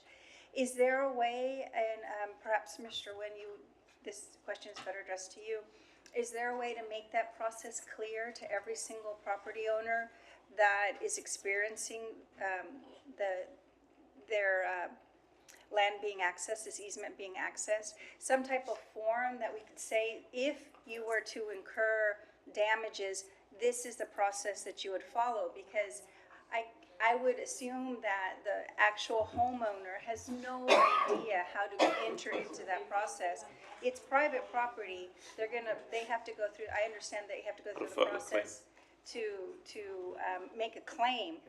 But if it is clear as mud, you really don't have a way for these families to redress these damages. So if we could provide just information that says, this is how you access that process if you need to avail yourselves of them, or make it incumbent upon the company and, reviewed by the city, that you must provide every single homeowner in where you're operating, every single property owner that you're operating under, this notice. And it's just information that says this is how you access that process to recover damages. Mr. Zong, go ahead. More as a public service, information, that's something that we provide because we require notice, and we would need to require that of all, similar, contractors and such. So maybe the best course would be just for us to provide this notice on our website or something accessible. When you talk about website, is it something that can be incumbent to deliver it to that homeowner either through the mail, or if we know where these contractors are gonna be operating, that we can get that information directly to the property owner? Mayor and council, You want to yield? if I could jump in for a second as Go well. ahead. We issue right-of-way permits to anybody working within the right-of-way. If they are working outside of the right-of-way on somebody's private property, that is a violation of the right-of-way permit. So we can take action on that. We can pull the permit away from them for that action.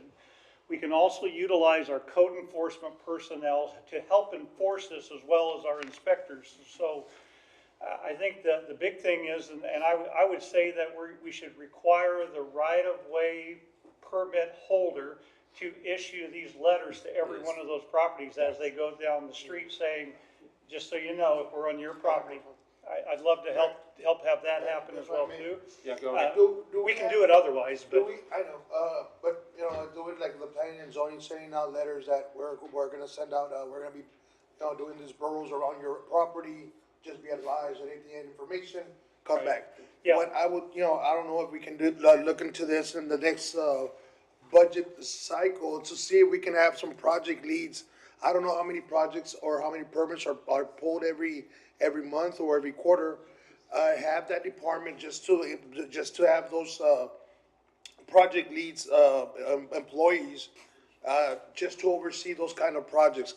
Like when they're changing a valve, a third party changing, a valve, changing lines, this, optic fiber, making sure that we'll do the safe, or will be the safe part, which they're gonna be in charge, making sure that they're doing the safety role, making sure everything's, handled the right way, making sure that they advise to everybody, but we have, a person in every project. I don't know, how many projects we do, a month. I don't know if we do them a month, or if we can have 5 people, 4 people, but have the certification of not just being the safety lead, but also having, making sure that the project is getting done, making sure the states have proper PPE, all the employees that are there, so we can, we will eliminate safety-wise, we'll eliminate all that, the heat in the radar. We'll eliminate all those processes and making sure that we don't hit any fiber optic lines or water lines or gas lines, which we have around the areas. We have them everywhere. So that would help. At the same time, having, in case of an emergency, there's somewhere that they can muster up to. Mayor and council, Go ahead. we'll make sure that everybody has the ability to contact the city, and we can help them with all of this, and we'll try to implement all these ideas within this process. If we put more inspectors out there, then we may have to raise our fee structure for the permits and everything, just so you're aware, in order to cover those. But we're happy to look in all that. I think the first immediate need is to make sure that our people have some place to contact, so they know that we'll take care of it. Mr. Valdez, you had a question? No, I was just gonna follow up with Mr. Neb. If it's, we'll see, I guess legally, if we can force them to do a notice, right? And so then we'll have a template that we'll prepare, that they fill out, and this is a notice to the resident this is the, you know, if they have an issue, this is how they file something, right? And it might take an ordinance amendment to include it, to force them to it, right? But we'll discuss that internally, and then we'll work that out, because I think it's something that's good. Sorry, Mayor. Yeah, go ahead. Can I just add, gentlemen, that we have to incorporate, like I said, above ground and underground on that. And I think that's imperative because there's Spectrum and other companies that I see out there are the same amount of damages being done in above ground and underground. But I think we need to identify before we move any further, I don't think it'll take an action from the council, but it might take a directive to move forward from within to identify if a problem exists and what that problem is and how do you identify all the players that are involved in that, and then before you bring it back over here. So I think that'll benefit us. All right. We'll look at them. Thank you. All right. Any other questions? Moving on, before we go, I'd like to go back to communications. I've got a question for staff. Motion second, all in favor? Aye. Opposed? Motion passes. My question is to find out where we are in the bond referendum marketing, to see what the status is. Have we heard any progress on what we're doing on the bond referendum information to the public?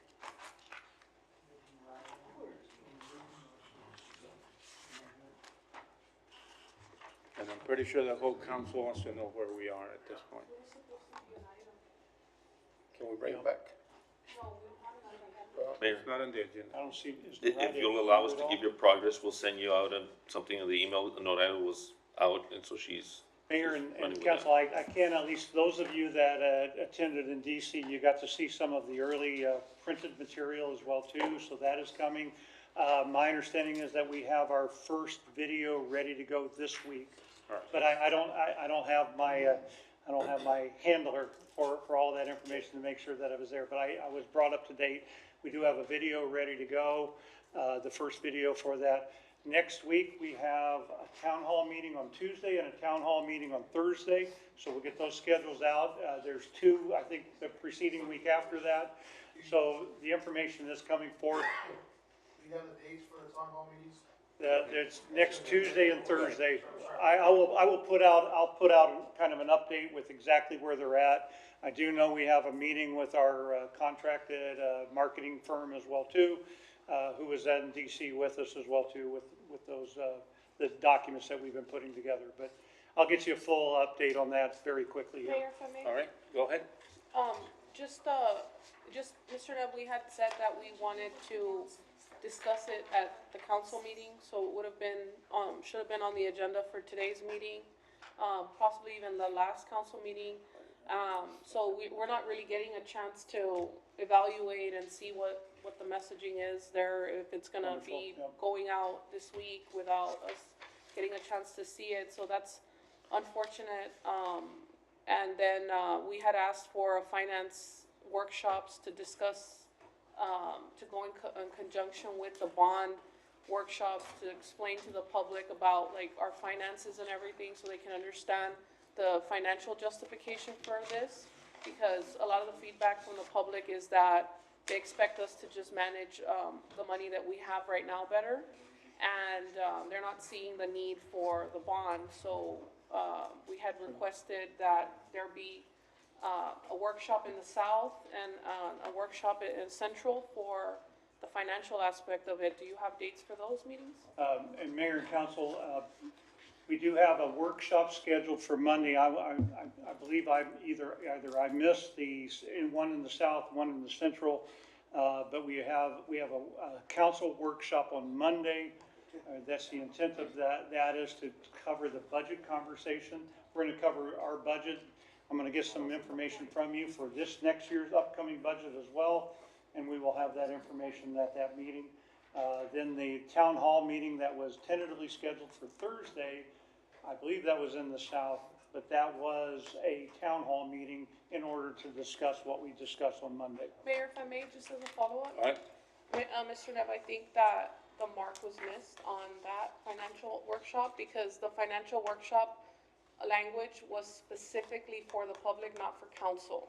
It was workshops to educate the public, not for us to have it a council workshop. This was supposed to be a meeting for the public, and it was written like that on the agenda. And I believe Councilman Rangel was concerned about getting that information down to his constituents in the south without them having to drive all the way up to the public library or the main branch or something. So I remember specifically the item was for the public not for us.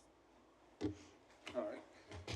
Okay. And, Mayor, if I just add to your communication. Go ahead. That, yeah, the election is, I believe, May 2nd, correct? The bond election, May 2nd. May 3rd.